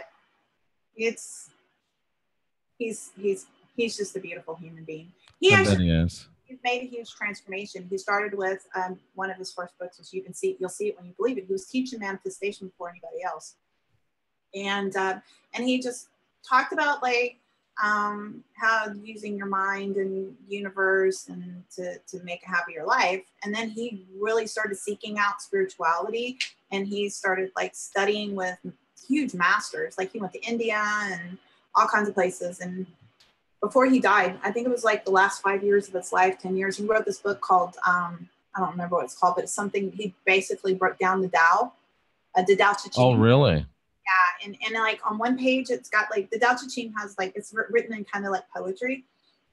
So it is like, it's got like this poetic thing. Yeah, that I have read. Okay. So you know what I'm talking about. Yeah. So, and then he would have a whole chapter breaking it down and explaining it. It's really beautiful. But, yeah, anyway, so I'm an advocate for, you know, be you, just be you. And I'm not gonna pretend to be something. I'm not gonna go and try to change myself just because somebody believes something or this or that. I do what I do, you know, and I be me. I am me. That's it. Did you just flip us off? No, I did not. I just went like this. Oh, okay. I thought maybe you flipped us off. I was just Why checking. would I do that? I'm not. I don't know. You're just being you. I'm not sure. No, I'm just, I just, like I said, I'm just me, you know, I mean, I like to have a glass of wine, you know, I mean, I'm not pretentious. I'm not fake. I'm not going to be this person that tries so hard to be perfect and then ends up in a mental hospital because I can't meet up to some level of expectation. You know, I'm going to be, I do things that I know is good for me. And, you know, I meditate daily. I maintain. For how long? So I practice meditation, like short versions of meditation, just to clear my mind. That's a great plan. And then when I have time, I do deep levels of meditation that are 2 to 4 hours. Wow. That doesn't happen as often. I used to do that daily, but I don't have the time to do that daily anymore. So that's more like weekly or bi-weekly. So that's, it's just whenever I have the time to be able to do that. Gotcha. So, and that's usually when you have those real profound experiences and getting answers to things and, you know, that kind of stuff. Are you an advocate of spirit medicines, ayahuasca, et cetera, et cetera? So I've never done ayahuasca. I'm not really a drug person. I don't even smoke weed. But I'm not saying that once it becomes legal, I might do it. I don't know. Yeah. So your drug of choice is Splenda. I get it. My drug is and chocolate and peanut butter. And e-cigarettes. And e-cigarettes, yeah. Yeah. So yeah, like I used to be a smoker, and I quit smoking by using an e-cig. And so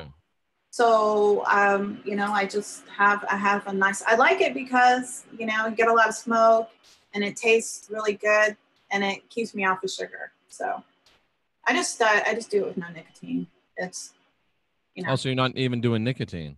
no, not anymore. I used Oh, to. well, good for you. Yeah, I mean, So it's there's not a baby whole lot. steps, right? Being nice to yourself, being good to yourself, Yeah, I making mean, progress. everybody experiences anxiety, and I have it myself too. We all have levels of anxiety, and we want to do things that are calming, and repetition is something that's calming. Yeah. So when you're that's why people smoke, is because they think it calms them down. So Gotcha. that's why people eat, is because they, so that just the repetition is calming, just to sit down and. That's why I started smoking cigars, was the ritual. Somebody asked, does your guest experience more spirits during a thunderstorm? What? That's what they said. Do you experience more spirits during a thunderstorm? No, but I did remember that last show that I did. I told you that the power went out and I could hear all kinds of people talking. Interesting. Yeah, I mean it was really interesting. I mean, it was like a whole freaking room full of like a crowd almost sound. And then that guy I remember you saying that now. yells out to everybody to shut up. Interesting. Yeah, it's so you're like a walking EMF meter. I wouldn't go that far. I mean, most of the time I really just kind of try to live in me. It's like I really try not to be all about everything that's going around. My experience is my experience, because this is what I'm here for. And that's the decision that I made. I figured, look, I'm not here for you guys. I'm here for me. This is my experience. And I want it to be enjoyable for me. I'm not your little tool that you can play with and say, do this, do that. As long as I'm in a physical experience, I'm going to be doing it for me. I'm going to do the things I enjoy. So I hate cardio. So I like to weight lift.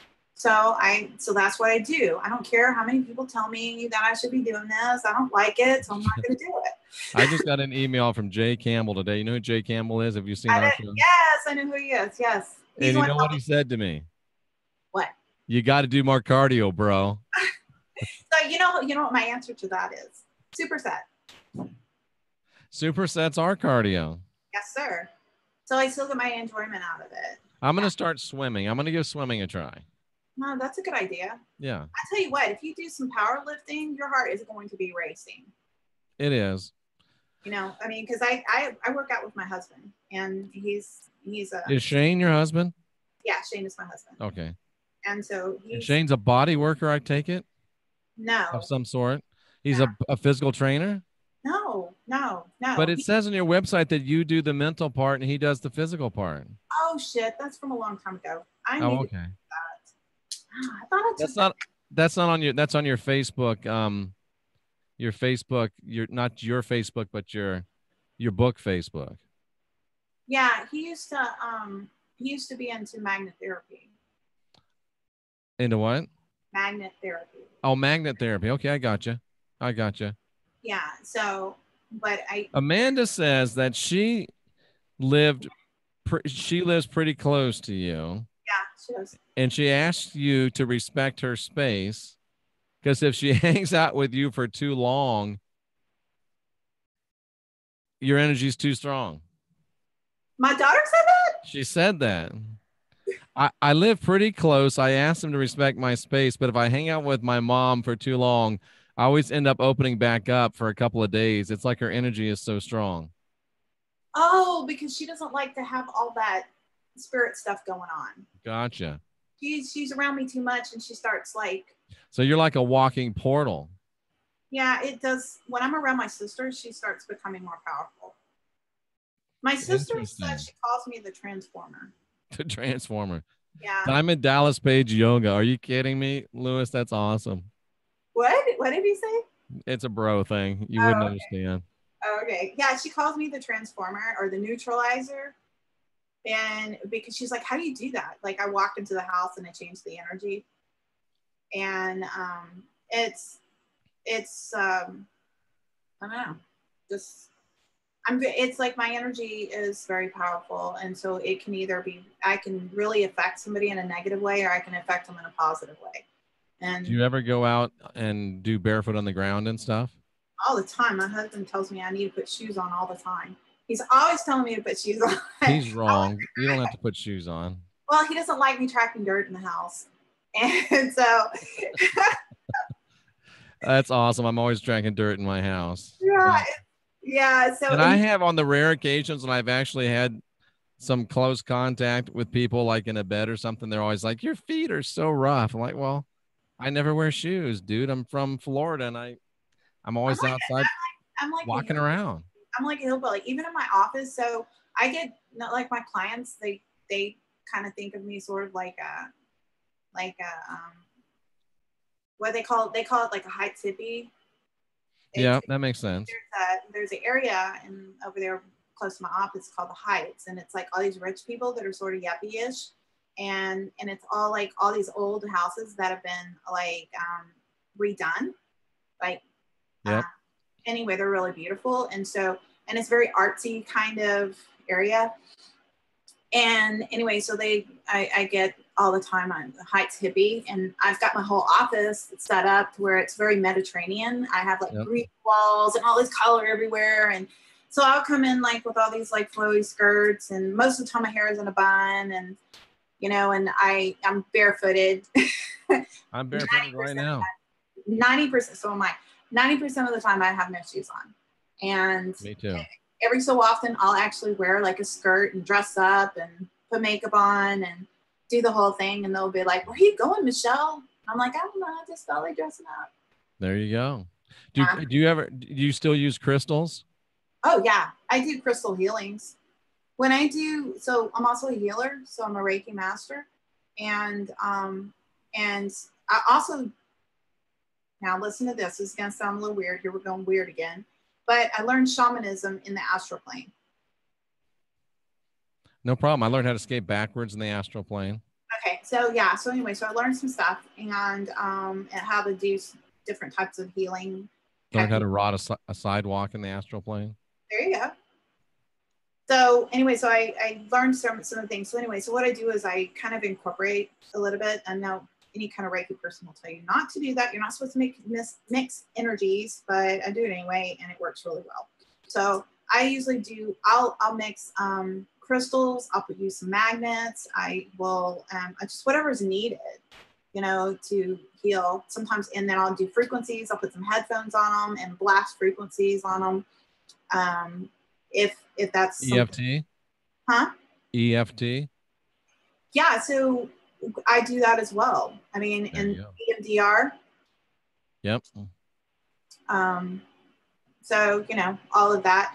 I just kind of mix it based on I just kind of go into a trance and let my body my hands go. They just go. Like, I just kind of, and then they just start moving. Do your spirit friends ever talk to you when you're doing that? No. Really? I get visions.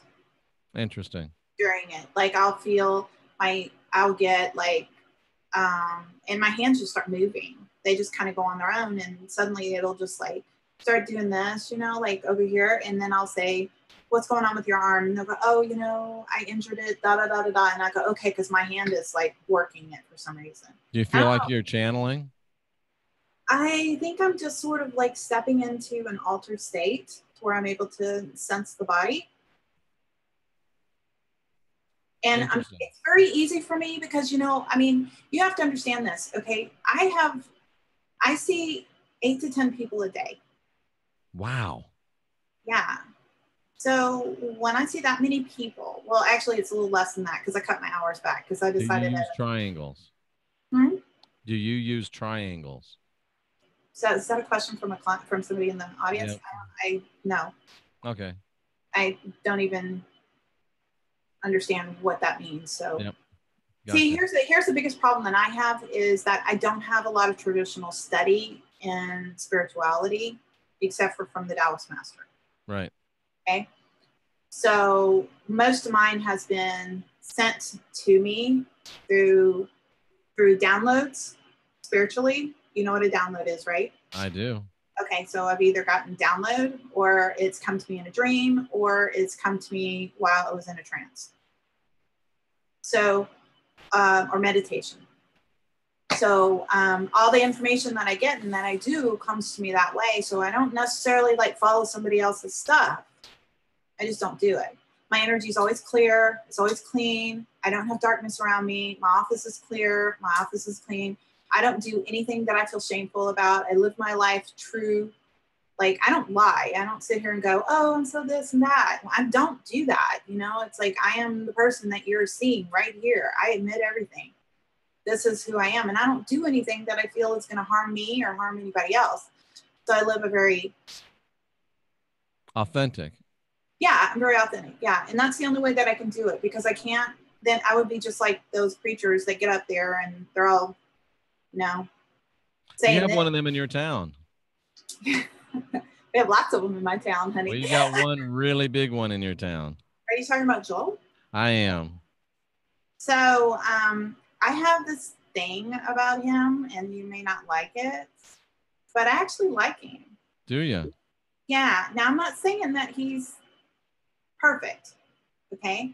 But Joel is very metaphysical, and he's trying very hard to bring the Christian people into a metaphysical way of thinking. And if you pay attention to the way he talks and you listen to his books. Well, that would require me actually listening to him speak or read his writings. Well, I've read his books, and I've actually used to go to his church, and I'm very, very fluent in how he speaks. And he's all about manifestation. He talks about it all the time. He just doesn't use that. He says God's blessings will come to you. All you have to do is believe. God doesn't want you to suffer. He wants you to be happy. He talks about the God that you talk about. He doesn't talk about the God in the Judaism God. He doesn't go there. And he's been criticized a lot because of it. And they call him fluffy and all love, la, la, la, la, like all the other churches hate him. Like every other religion hates him because he's too happy. And he teaches love, and they said, life isn't about that. You're going to go to hell. And he doesn't talk about that. Right. And so I actually like him. I'm not saying he's perfect, and he's done some stupid things, and he's probably a little materialistic, and he didn't open up his doors when we had the flood, and everybody was criticizing him because he was afraid the bad guy, the hoodlums would come in there and destroy his church. So he was, I'm not saying he's perfect, but he's really trying to kind of make a transformation in the Christian community and teach people not to be prejudiced, to love everyone, to focus on love, basically. So and he's gotten rich off of it. So yeah, it's very, very, very, very, very. But I will tell you a little secret, and everybody's probably hearing this right now, but I went to a psychic years ago, and he told me that his wife was a regular. His wife was a regular at Joel Osteen's church? No. I went to a psychic. Oh, and the Joel's wife goes to the psychic. Yeah. Oh, interesting. Interesting. Yeah. I preached for Joel's daddy way back in the day, so. Now, Joel's daddy was hardcore Bible banging. That's why I preached for him. Yeah. I was too. Yeah. And Joel wasn't even a minister when he started preaching. Yep. Yeah, his brother was. But I never met Joel. Yeah, so he's really, really, really. I think his dad's name was John, if I remember correctly. Yeah. John Osteen. I think you're right. You're right. Yeah, so and another person that I like that's also a kind of a big evangelist here in Houston is Carrie Shook. Don't know anything about him or her. So he has a Church of the Woodlands. He also has a TV show, and he has a mega church. And Carrie Shook he's a real life person. Like he talks about. Amanda's dad went to high school with Joel. Oh, I didn't know that. Huh. Interesting. Yeah, so I like Carrie Shook. High School. Humble High School. Interesting. Yeah, Carrie Shook is his dad was also a Baptist minister, and he pulled away from religion because he couldn't do the things he wanted to do. He wanted to have a lot of outreach programs, and the church wouldn't let him, put the money towards that stuff. So he started. Joel's charismatic, right? No. His dad was a charismatic preacher. Yeah, but so was Carrie's too. So Joel's they don't raise their hands and sing in the Spirit and all that stuff at Joel's church? Okay, so they don't do the whole speaking in tongues stuff. He doesn't even have an altar call. So what he does do is has a really big musical show. Like he's got that whole choir going on, like Sister Act. Gotcha. Okay. I mean, it is phenomenal. And yes, people stand up and they're clapping because you can't help it. You want to move when that music comes on. I don't care what religion you are. I don't care what kind of music you like. You want to jump up and start dancing because music's so good. Okay, so we've established that Michelle has a little crush on Joel Osteen, so we'll move past that. Okay. So you know what? I don't really care what. Nobody's perfect. Okay, I'm not perfect. I eat Splenda. That's true. That's true. Yeah. So we all have our faults and we all have our things, and I think that what we need to do is stop judging other people and just start living ourselves and just work on us. You know, be you. And with that, yeah. Are we saying goodbye? Well, so we're gonna say goodbye. It's been 2 hours. Oh wow! Awesome, huh? Yeah, wasn't expecting that. That's awesome. Yeah, we need to do this more regularly. We'll talk about some other cool stuff we can talk about. Mm-hmm. And this has been profound. I think a lot of people really appreciated what you had to say, and they're willing to look past the fact that you use Splenda, I think. And smoke e-cigs. And smoke e-cigs. They're willing to look past it. Oh, and I do drink red wine. Yeah. Well, I don't think anyone here would have any trouble with that. Yeah, those are my vices. Every so often I'll smoke a cigar with my husband. Yeah? Yeah. Mm-hmm. Nothing wrong with that either. Yeah. Although I haven't smoked one. Well, the last time I smoked cigars when Brother Jeff smoked one on one of these shows. So it's been a long time. Oh, wow. Wow. Yeah. So, yeah, it's been fun. It has been fun. And maybe we'll get Amanda to join the party next time. Yeah, that would be fun. Yeah, so, if you want to do something regularly, that's fine with me too. This is always fun for me. It's excellent. Does Amanda look like you? She's prettier. But she is okay. Way prettier. I'm sure. Okay. Amanda says yes, heart. I think that means yes, she looks like you. Yeah, so we have a lot of people think that we're sisters. Oh, cool. Yeah, but I am getting older, so I don't get that as much. But we do kind of look like each other. But she has a little bit more of her dad's features. She says she does look like you. She yeah, says yes, she'll do a show too. That would be fun. That would be fun. Amanda's had some really cool experiences. She actually, we'll have to talk about this sometime, but she actually put like a barrier of protection around her house because there was some kind of fire that happened. And in the fire actually skipped over her house and went to the next house. And then she called my sister up crying saying, did I cause this to happen? Did I cause the other house to catch on fire because I did that? Wow. Mm-hmm. Yeah, something tells me that's probably going to be like you two having me on your show, but I think yeah, that would be fun. I think we'll have a good time. Yeah, we'll put that together. So we'll talk, Michelle. Thanks again for being here. Tell us one more time your website and where they can go to get your book. Okay, so it is youcanbeawesomebook.com. Youcanbeawesomebook.com. Now, I put up your Transformational Healing Center site. Is that not a good site?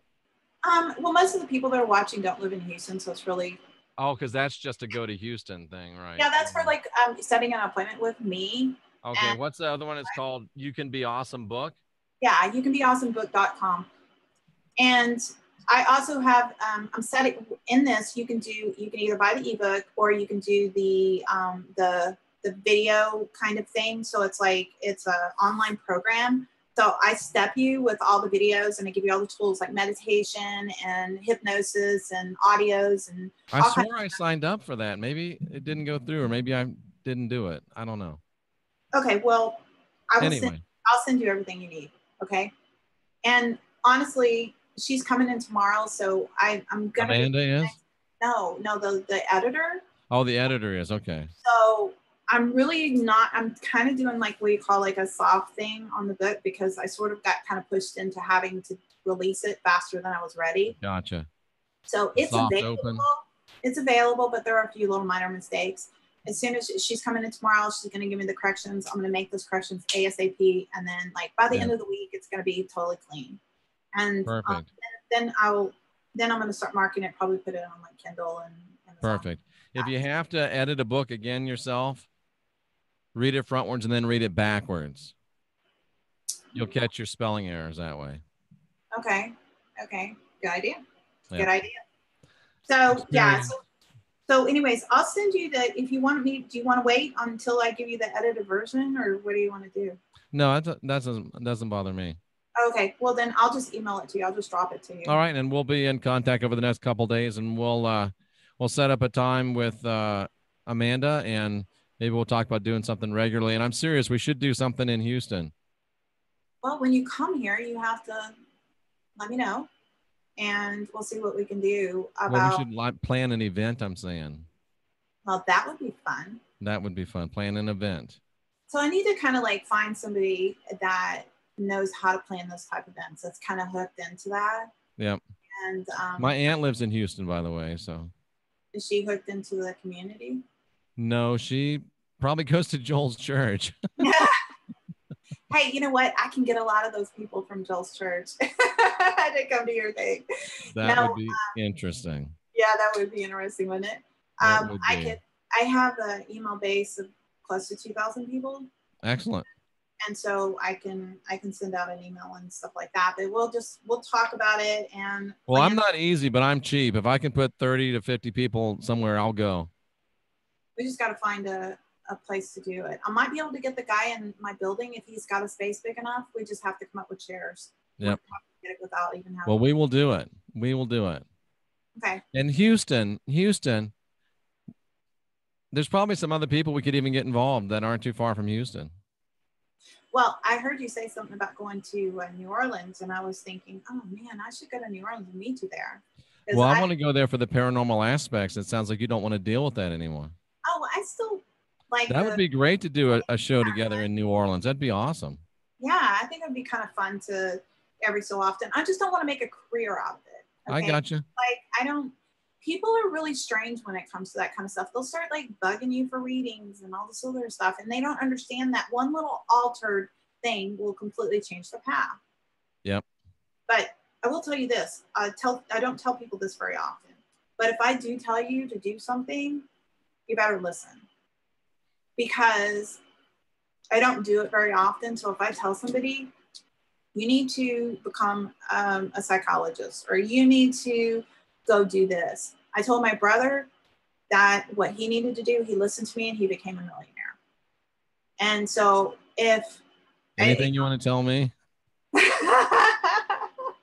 it doesn't come to me all the time, you know, it's okay. Often it's like this, gotta do it. And if I tell somebody, I'll usually like kind of preface it with like, you really need to listen because it's coming to me really strong. And, you know, but if anything comes to me, I'll let you know. Absolutely. I appreciate it. Honestly, I will tell you this, Jeff. I think that I knew this a long time ago, but I felt like right after I thought that I dated you. Which didn't happen, by the way. I know. I thought you were somebody else. That was not her second or husband or whatever. During my dark moments in my life, right? Yeah.